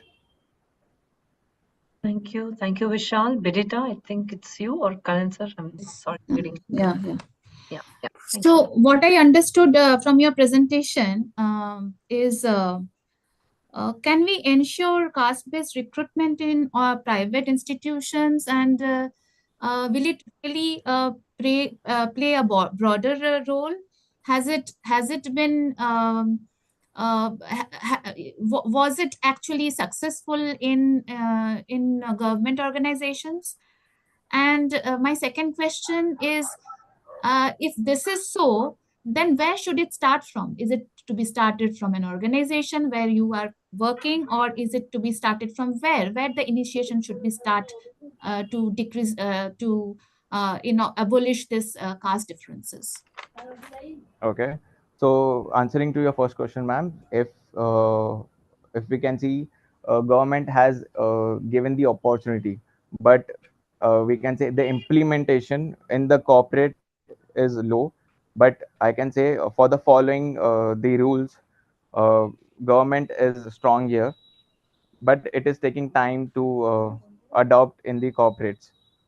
And for to answering your second question, where we can implement, first making awareness, we can make people aware around us about this problem. Second, we can conduct opportunities to present their perspective and ideas. For example, the diversity town, which is doing this initiative.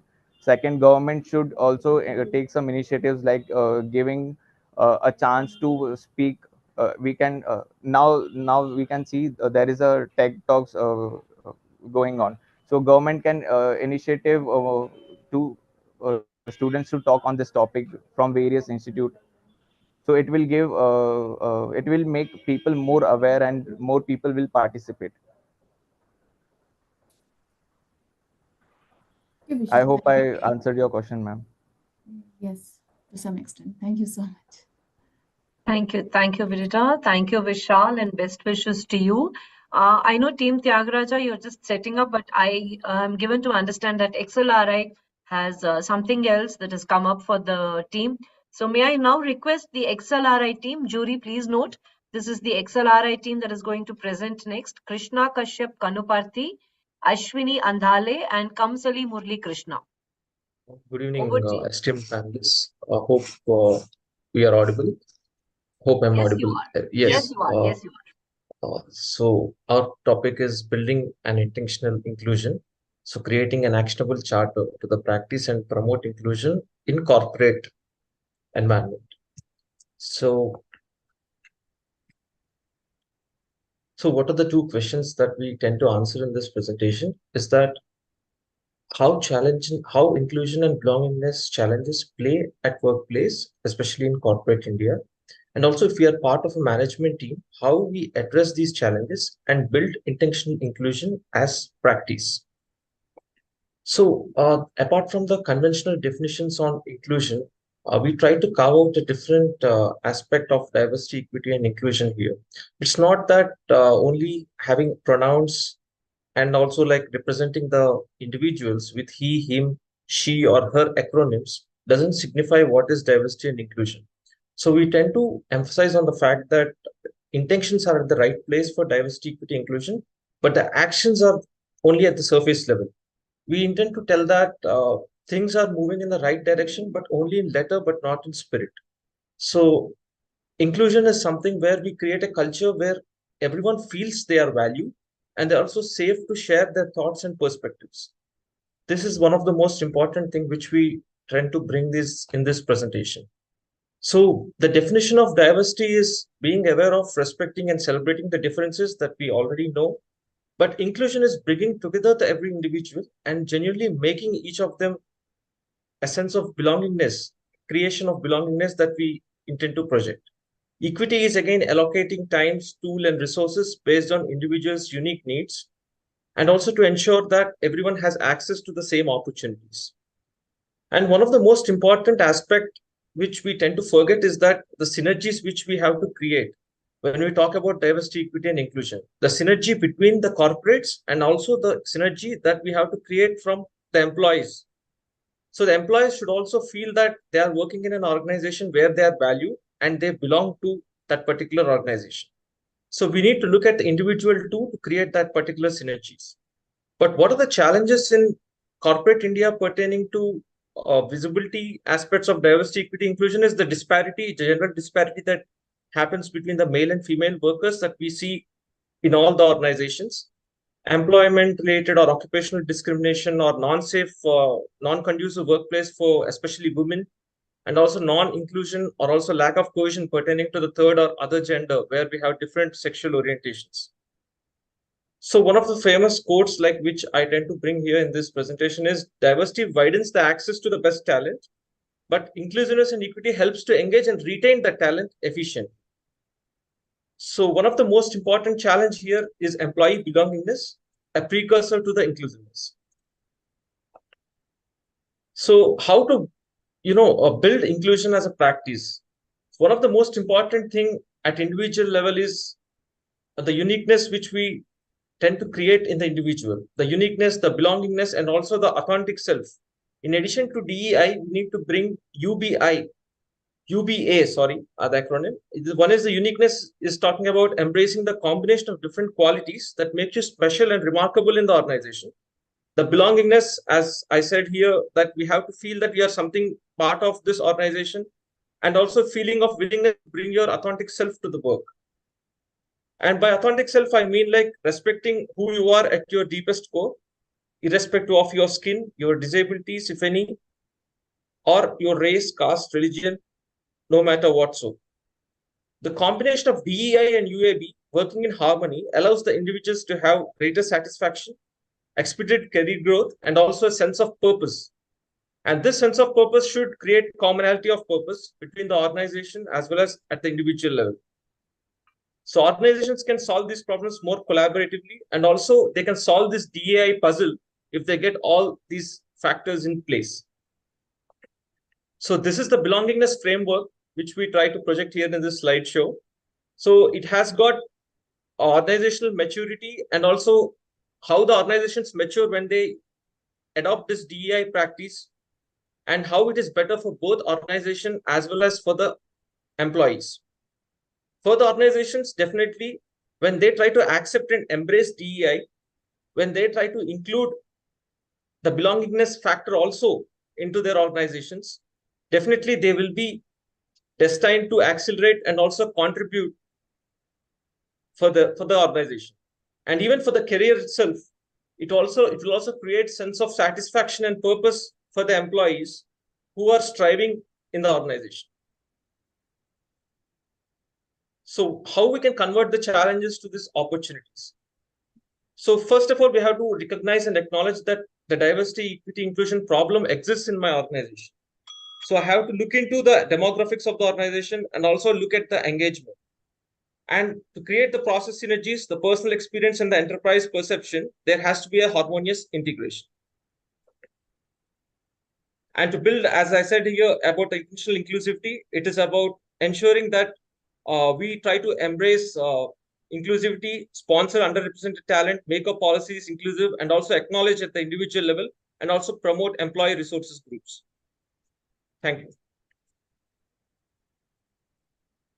Thank you. Thank you. Over to you, Kannan sir.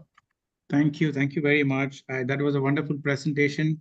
And I myself got to learn a few things from there, especially I liked your belongingness framework.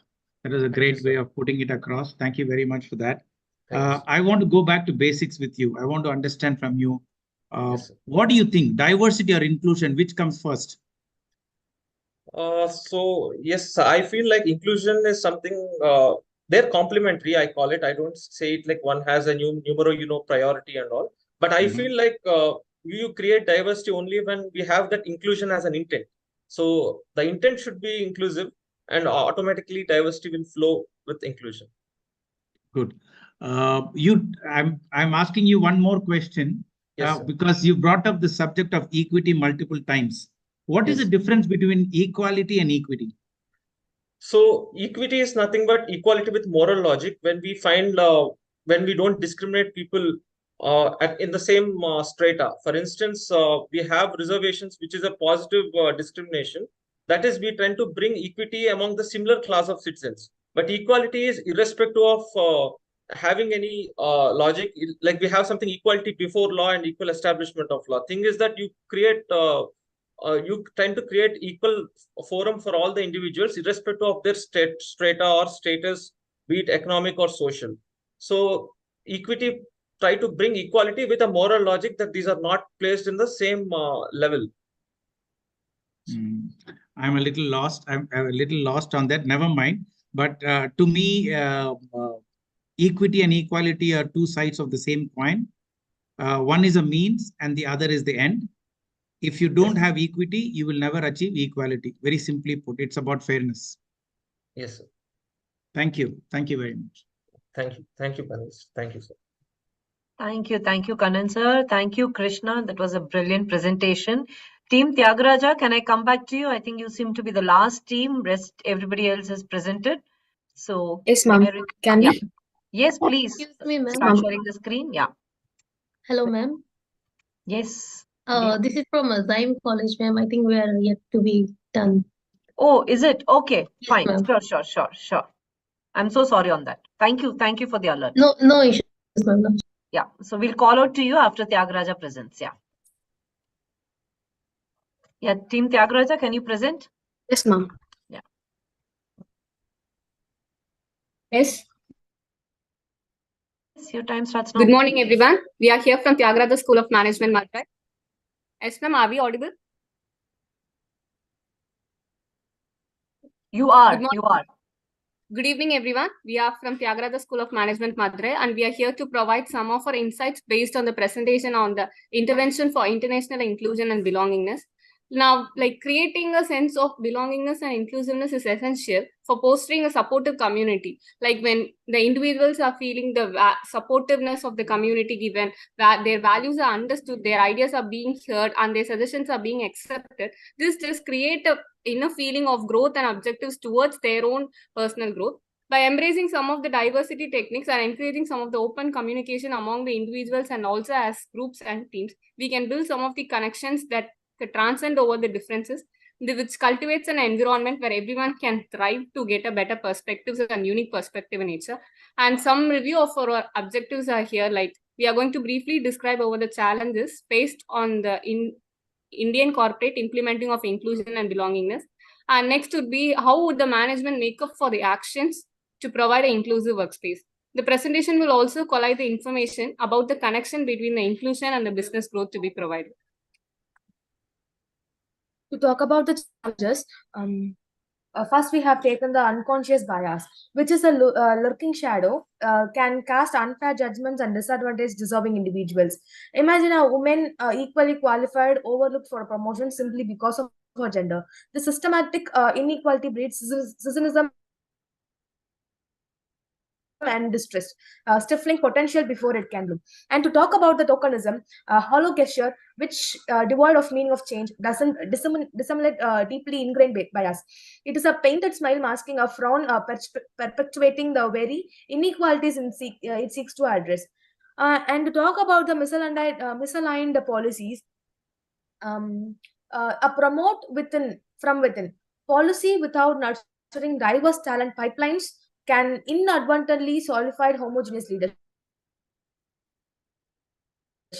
which can transparency of perspective that fuel innovation and progress.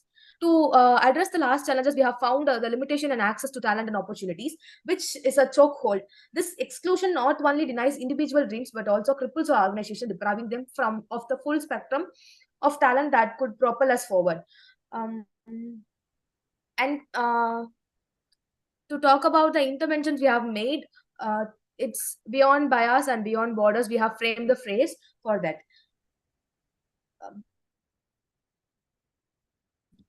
To reach the summit, we must acknowledge the stars that lie before us. Unconscious bias, a specter lurking in the shadow, can unfairly tilt the scales. While misaligned policies like ill-fitting garments restrict the potential of diverse workplace, and finally, limited access or towering wall can lock out the entire communities from the corridors of opportunity. And the second intervention we have made is every metric matters and every milestone celebrated. Yet despair not. For open within these challenges lies an extraordinary transparency of potential. Each diverse voice, each unique perspective is in a thread. By embracing these intentionally, we unlock the boundless potential within every individual, transforming them into launch pads and biases into bridging of understanding between them. And we have also taken the concept of inclusion incubator for cultivating the success in the workplace. Imagine a workplace where every employee feels like valued investor, their contribution celebrated, or their ideas are nurtured. This incubator of inclusion, where we provide the fertile ground for diverse talents to flourish, and where open dialogue replaces fear, and unconscious training equips us with the tools to navigate the complexities of human interaction. Um, uh, and which will also unleash the benefits of increasing the revenue and profitability of the firm, which will enhance the creativity and innovation of the employees towards contributing to the productivity of the firm. And it also creates a better employee brand reputation and employer organization relationship, which will also lead to the employee engagement and productivity, which can contribute more to the company as well as the organization and the nation as well. Building a truly inclusive and below workplace requires ongoing commitment and collaboration and continued learning. Thus, we conclude that intentional inclusion is one of the major concepts which every organization should follow, and there should be a diversity among the every individual, and which can be attained through the interventions we have mentioned. Therefore, thank you. Thank you. Thank you, Team Tyagaraja. Over to you, Subhashini. Yeah. So one basic question here, Sendamare. What is your understanding of unconscious bias? Because the way you narrated it, right, I felt that it wasn't appropriate. What is your basic understanding of unconscious bias? Unconscious bias is where disadvantage of deserving the individuals unconsciously met, or it is the way of some implicit bias which automatic unintentional thoughts or feelings, or we hold on certain groups of people or certain classes of people while making them as an employee or a part of the organization.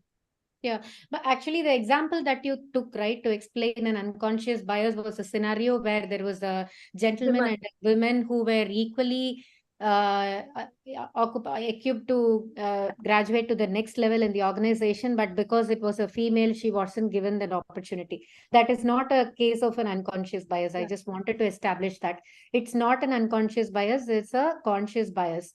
Unconscious bias is something that happens when you reference something unintentionally, not to hurt somebody's beliefs or practices, but that just came in as a flow of a conversation, right? And that's what is unconscious bias. Sometimes Actually, we made that for the example of we generally call salesman, not a salesperson. So that is the base for the unconscious bias we have taken. Yeah, that could be a job requirement, right? Sometimes based on a job, you could make that decision, the expected outcome from a job. So that's the example that you quoted may not be appropriate there, Tamarai. I just wanted to establish that. And you were talking about some of the cascading impacts, right? The positive impacts of how the organization could benefit by incorporating an intentional inclusion. So these are all like common outcomes, right? As you change the world, the way it is, it'll become positive. Something like that. I wasn't able to really appreciate that whatever intentional inclusions you brought in, the outcome could be achieved based on what you stated. It wasn't, I mean, that didn't come out well, I would say, Tamarai. So thank you, ma'am. We'll work on it further. Yeah, okay. That's all from my end, Lakshmi. Thank you, Subhashni. That was actually brilliant, Thamri. Thank you very much. Can I quickly request Team XIME to start sharing the screen because we're already at 5:52. Yes, ma'am. Thank you. Yeah, over to you. Hello, ma'am. Hi, ma'am. Yeah, we can see your screen. Super. Yes, ma'am. So, hello everyone. Good evening to everyone. So, we are a team of two. Myself, Pami Sutradhar. I am Vidisha Mishra. And we are here to talk on the topic fostering inclusivity, defining educational policies for in menstrual leave advocacy. So, I'm sure everyone will be able to relate to this topic. And so let's move forward and understand the presentation. So first of all, I'd like to highlight some few points. Our population in India is currently is 14.286 crore, and the male to female ratio is 1,020 to 1,000, and our working women employees is 23.9% as of 2022, and our school going girls in the age of 12 to 18 is around 20 to 20%, 22%. So our population has increased from 0.81% in 2022 to 23.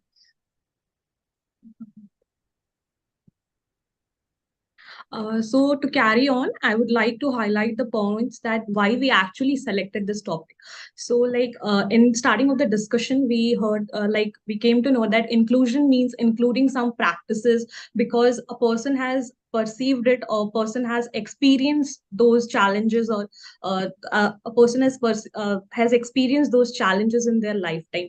So like talking about girls, as Pami mentioned about the data of what the female ratio is in India right now, we should actually nourish them with utmost care because they are the future. And we need to start this from the very beginning, that is the school and the Education Institute, where they actually keep their most of the time. So menstruation is a cycle that a girl gets with the age at the age of 12 to 14 years, and it comes with it actually comes with lot of hidden issues also, like mood swings, food cravings, like fever, fatigue, bloating, etc. That not everyone can talk about it, but now like government of India has also implemented some laws in the corporates, like giving menstrual leave to the women employees. Like not only in India, in foreign also they have implemented this fact. So it's not still implemented in Education Institute, and we have actually conducted a survey for this, so that the leaves can be included in education institutes. So we have in the review of literature, we have collected around 45 review of literature and highlighted the 3 main points. Like that is US School Menstrual Equity Policy 2020, Menstrual Hygiene in Indian School 2019, Global South Menstrual Policy 2023. These are the international journal papers that were published. So coming to the research that we have done, we have collected a sample size of 60, and our target audience were girl students, those who are above the age of 12, and those who have attained their menstrual cycle.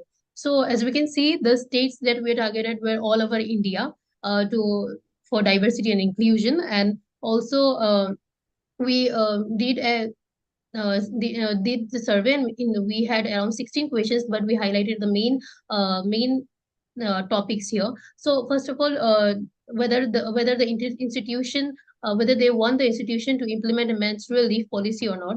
So looking at the graph, we can see that none of them disagreed or strongly agreed, strongly disagreed or disagreed. 100% of them have agreed to it. And what is the duration of the menstrual cycle? So most of them have around 3 to 4 days, and 1 to 2 days. So after that, we asked whether they want take leave from institution during their menstrual cycle or not. So most of them have said that they do go for their menstrual leave.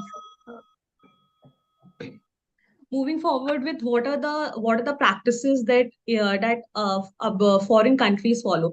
Like in South Korea, they have labor standards so that they can give trainings, vocational training to the female workers and also to the student. Then we have New Zealand, where they have inculcate to give free period products in the school. Then we have Scotland, where they give free public education settings. And then last but not the least, India, the state of Kerala, they recently announced a pilot program of offering the students in higher secondary school like menstrual leave. And Bihar, that was the first state in 1990 to take over the menstrual leave policy. So coming to our conclusion and recommendations, so menstrual education workshop to provide awareness and to educate girl children on the health and covering hygiene factors and emotions and self-care. Next is revise examination support. As we girls, we have also faced a lot of problem during our exams, because even during those time, during the menstrual cycle, we had to come and then to our exams to appear, and so like a supplementary paper for them would be a good option. And not only for the students, but also for the female staff who are working in education institution, flexible hours can be implemented for them. And also the last point, that is period friendly infrastructure. Like apart from training, free products and a good thinking, like they need to accept the biological cycle which everyone goes through and behave in a matured way. That is like friendly infrastructure. So that was from our side. Thank you. Thank you. Thank you. Thank you, team. Thank you so much. Over to you, Birita. Interesting topic. Yeah, recently, one of the ministers, she has... Yes, Smriti Irani. Yeah. So she's not in collaboration with you, or she's not in tandem with you, isn't it? What you have projected not just now? Yes, she says that we are not handicapped just because we go through menstrual cycle and all that. But okay, so don't you think, I mean to say, you have to understand, I mean, we do have this experience, But don't you think, all of women do not have this sort of, there might be something, some cravings, there might be some problems, that might be some aches, but all of them do not have. Yes, So ma'am. don't you think that some people would take advantage of it, or some women will take advantage of it if they are given that flexibility? Then ma'am, actually the sense of maturity will come in that place, because we see that if a long weekend comes in an office, everyone put it as a sick leave and they go for a leave. So I feel that like the girls and the female students, like they will have that maturity that they won't take advantage of this leave. Above all, we are human beings. Okay, complicated human. Our brain is very complicated. Okay, and secondly, for sports women, we give Yes. them all provisions. We give them so many flexibilities. Is it possible for a sportswoman to take this flexibility, or will she develop that challenge behavior, or challenging situation where they're supposed to perform? Ma'am, actually, it depends on the willpower. If Mary Com is on her periods and she will say that no, I have to go for 500-meter race, I have to go for this sports activity. She will definitely go, like, because she will accept that challenge and she will go. So it resides on the willpower of a woman. If she want, because I was also in ninth standard. It was my second day of period, and I took up for 800-meter race, and I won the first prize in that race. So it was my willpower that yeah, I can do it. So it just a thought process, and like how a person accepts that. Lakshmi, can I request Kannanji and Subhashini ji also to have their own opinion about this? This is a very, Yes, controversial Very topic. topical. Yeah, very topical. Yeah, sure. We have one more team to present, Okay, just to kind of, keep a time check. Over to you, Kannan sir or Subhashni, whoever wants to go next. Yeah. Yeah, I see this as something like, do you think offering a specific type of leave would solve the problem for women? Ma'am, I think like giving flexible work hours to the employees, and remote work from home. I think this can help women. Ma'am, talking about inclusion and diversity, what it will give is value proposition that yes, they are being valued in the society. Like, yeah, like because intentionally they take leaves during those days. So yeah, we agree that you are taking leaves. It's an official leave you can take anyway. In a 30 days of school, they will do absent for 2 or 3 days, so at least 2 days leaves. Even Flipkart and Amazon is also offering leaves nowadays. No. See, the whole point is, um, understand your perspective that somebody feels valued when their problems are heard by their management or leadership, right? I mean, whether it is college or whether it is an organization. But it's not going to solve the real problem for women, okay? Trust me. Because it's all a personality, like you also summarized towards the end, right? It's the personality trait that needs a change than bringing a change in the environment or the organization. So I'm not convinced with this topic of bringing a leave category for women to avail it during their menstrual cycle. I'm not convinced with it. Personally, if you would ask me, I don't think it's not going to solve the global problem of gender inequality. Okay, so that's purely my opinion. See, Kannan, I think it's a hot topic, so I think they have brought it up for discussion. I respect the courage and the thought process. My view is that caregiving leave is important. Self-care leave is important. People have to take leave when it comes to self-care, but nothing should come as an entitlement. Sometimes when you talk about these kind of leaves, it appears to be as if it is an entitlement.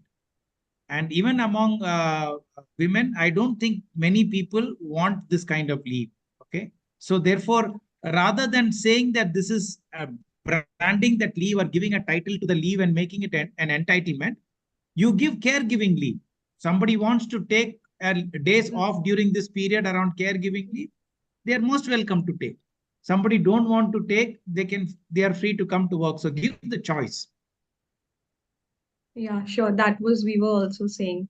Like if a student want to take the leave, they can, especially in between the exams. No, I think you mentioned about as an entitlement, we should be given this leave. That's the difference. Yes, sir. Even in Zambia, so they call this. No, I think we don't have the time for this discussion. Yes, Thank sir. you very much. I think it's a great conversation we have Okay. had. Thank you. Lakshmi, I think we should move on. Yeah. Thank you, Thank you, sir. Kanasta. Thank you, Pami. And Thank you all. yeah, Asha, could you quickly bring up your screen because we are overshooting on time and we really don't have time. And you would also have to give me a sense of what topic are you going to be talking. Okay, you put it on the chat. So, jury, this is Tyagaraja School Team 2. Asha is there. If you could please add to the scoring sheet. We missed adding that. I'm very sorry about it. And the topic is Framework for Appropriate and Inclusive Behavior. Over to you, Asha. Is my screen visible, ma'am? Yes, it is. And you're audible too. Okay, yeah, great. So, thank you for this opportunity. Myself, Asha from Tyagaraja School of Management. And the topic we chose is creating a playbook or framework for appropriate and inclusive behavior in education institutions. So I'd like to start with a quote that diversity is having a seat at the table, inclusivity is having a voice. To briefly explain that, India is one of the most diversified like country, and the diversity is an inevitable part of our daily day-to-day activities. And like we have acknowledged that by like giving government has acknowledged that, and we have quotas and scholarships and everything. But just merely including the crowd is not enough. We have to hear their concerns and issues that it comes with it. So moving on, one of the measures that I would like to suggest is having a diversity club. So in education institutions, we all have like different clubs for like for all the domains like finance and HR. In our institution, we have like clubs for every domain. But diversity club is something I felt like it should be part of every B school, so that people of diversified backgrounds and interests and opinions can come together and have a very meaningful conversations of the challenges that they face. So the vision of the club is to have a safe space for all the students, and by this club we can have like activities or workshops that can help and sensitize students about what are the issues that they face and how to navigate about it.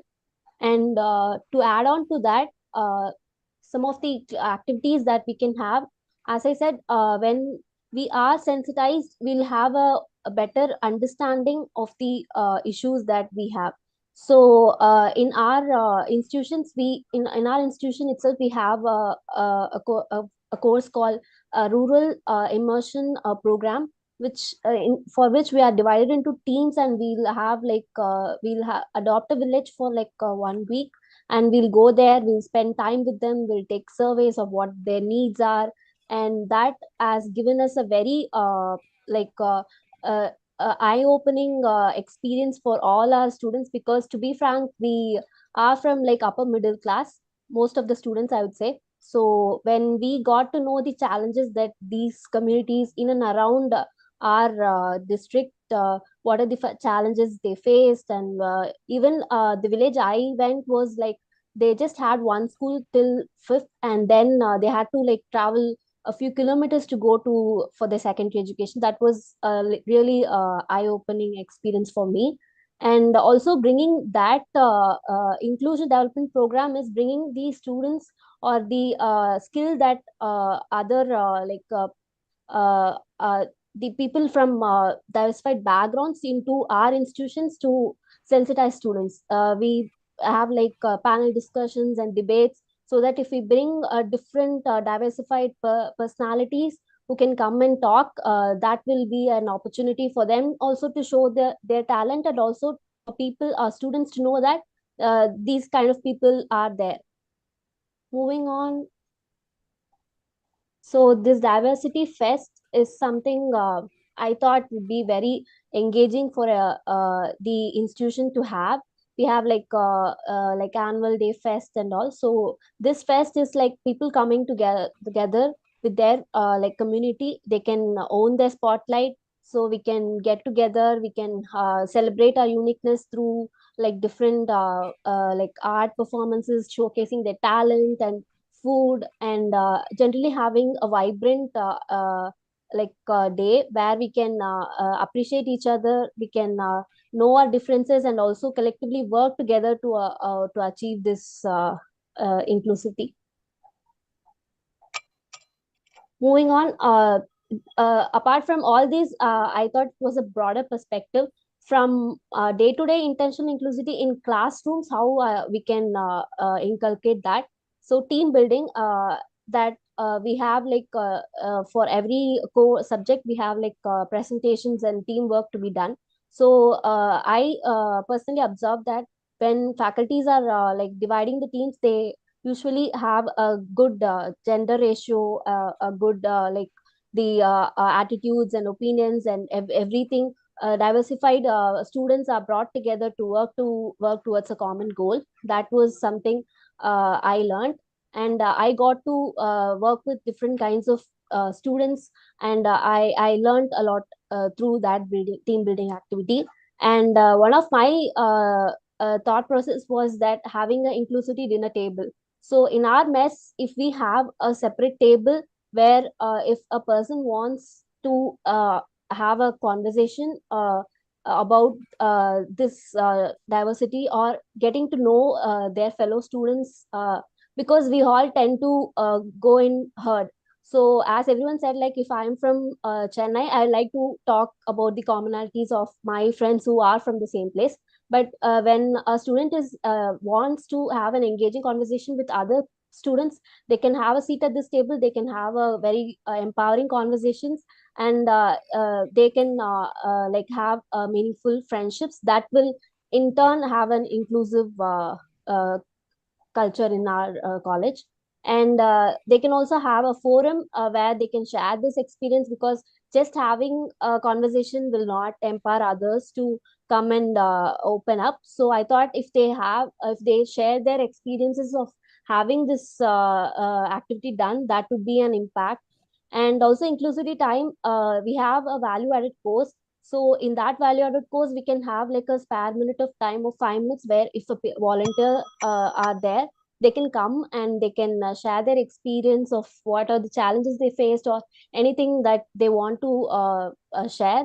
They can openly express it. So because this is a safe space, and it will be a very engaging time for them. So these are all my suggestions, and thank you for this opportunity. Thank you, Asha. I think Kanan sir, it's since Vidita and then we all spoke it. Over to you. Yeah. Thank you. Good presentation. I like your idea about the diversity club, and I like the way you looked at some of the elements as far as your safe space practices are concerned. Tell me, who should be members of the diversity club? So I think anyone who is uh, willing and engaged, because I feel like there's no leader for this diversity. I feel if a volunteer is there, it cannot be like a leadership that I own. And if a leadership is being given, then it will become like a No, I'm not talking about who is a leader. I said who would be members of this club. So everyone who is willing to have an open mind of engaging with different culture or students. Okay. And what is the role of your management in So- doing all of these things? So management, I would say that providing the resources and the time, because in these schools we really have a jam packed schedule of classes and everything. So we have even an example of open mic club, where students can showcase their talents in this club. It was approved, and we are conducting it regularly. So I feel the approval and providing the resources and encouraging us to do these activities is and guiding us along the path is what Right. I would feel. Right. Wonderful. They have to give you the sponsorship for some of these things in all aspects. Yeah. Okay. Thank you. That's it. Thank you. Thank you. That was really a marathon, right? I think I enjoyed all the presentations as much as our dear jury members enjoyed. So thank you very much, all the teams that really took so much of efforts and put in your thoughts together to present and come up with such brilliant, brilliant ideas. I would like to request our jury members to give a few concluding remarks. I would like to go first. So see, though they are all from different communities, right? Different colleges, different institutions. One common thing that came up was doing team building activities and taking feedback from teams on how things went well, what the change that they require, right? It's the thought of inclusiveness is there within everyone, I would say, right? I mean, the commonalities of their thinking and thought process.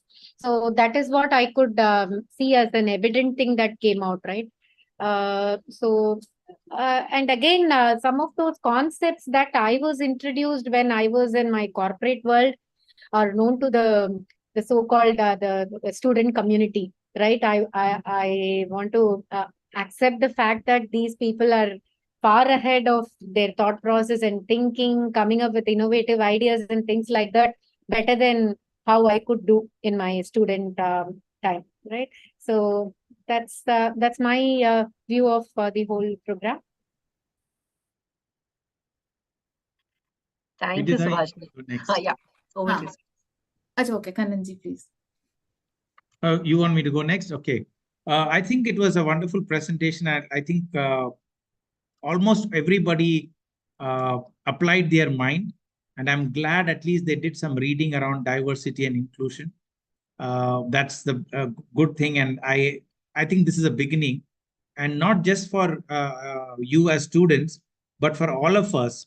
This is a journey, and we learn at every stage. And you are making the beginning. You made a good beginning. Don't give up because the diversity Mahotsav is over. Don't stop dipping into knowledge, experience around diversity. Practice it from your home. Practice it at your family. Practice it in your society. Practice it with your friends and talk about it. And that's the way you will build a better ecosystem where everybody can thrive. Thank you, Kannan sir, for that. Really, really wonderful. Over to you, Vidita. Yeah. Thank you, Kananji, for your inspiring words, and Subhashini ji also. I thank all the students and all the students for their innovative ideas and showcasing their some of the excellent ideas, out of the box ideas. And one of the teams have showcased that it is a social responsibility that we should start from the very beginning, from our house, from our society, and then when we come to a college, it should not be a cultural shock. Of course, there are many things that the management is doing, but it is our own individual responsibility also to develop ourselves from the very beginning. So the society should change, our family should also change, and we should also develop. And the family itself should have all those ideas, and the very sense of inclusive and diversity should start from the family itself. So thank you so much, and Avatar, I thank you so much for this. Thank you, all of you, Subhashini and Vidita. Great conversation, great thoughts. Thank you very much for the participation. Thank you. Thank you, Vidita, Subhashini, and Kannan sir. Bye. Inclusion begins at home. Yes, Vidita, you are absolutely right. Thank you so much, and we have examples here, everybody. So awesome. Thank you very much, and I really want to thank all the students for having really spent their time on this. It was absolutely wonderful participation from each one of you. Thank you very much. Quickly, at this point, I want to thank our partners, our powered by partner, Kellogg Brown and Root, Engineering and Construction India Private Limited, and supporting partners, Genesis and EPAM Systems India Private Limited. Our outreach partner, Madras Chamber of Commerce and Industries. Our social media hashtags are Diversity Mahotsav, #Diversity Mahotsav, and #Celebrating Diversity. Do post your experiences, my dear Gen Zs out here, or my dear future colleagues, your experiences of Diversity Mahotsav on your SM handles with the hashtags. On behalf of Team Avatar, I thank each one of you and welcome you to tomorrow. This is a special announcement to all the institutions. We will be announcing the winners tomorrow, sharp at 4 p.m. You can use the same link to join the session tomorrow, wherein we will be announcing the winners. We will have Dr. Soundarya Rajesh, founder president at Avatar Group, announce the winners of today's Diversithon. So I welcome you all to join once again tomorrow at 4 p.m. to know who won the race. So thank you very much. As we draw close, I'm really going to thank each one of you to have been part of today. We have a very exciting day tomorrow. We have Mr. Santosh Murthy, Director Operations at KBR, presenting the closing keynote address. We have a lightning talk session with Jay Krishna B, President, Group HR at Amara Raja Group. The winners announcement will be made by Dr. Soundarya Rajesh, founder president at Avatar Group, and a vote of thanks delivered by Umar Shankar Kandaswamy, co-founder, senior vice president, sales and relationships at Avatar. Please do visit myavatar.com to explore various opportunities and activities that celebrate diversity. And if you're not registered at myavatar.com, I urge each one of you here who participated today to log on to myavatar.com and register now, because you're going to find the right jobs at the inclusive employers list, which might suit all your skill sets. Read a lot of articles of your interest, because you all were absolutely wonderful today. There is going to be more interesting and inspiring articles and insightful white papers out there at myavatar.com. Please do visit, register yourself, upskill yourself through myavatar.com for various through various webinars that are being conducted. So on that note, this is Lakshmi Vijay Kumar signing off for today. Till then, take care and stay safe. Thank you. Bye-bye. Thank you. Bye. Bye. Bye-bye. Thank you, ma'am.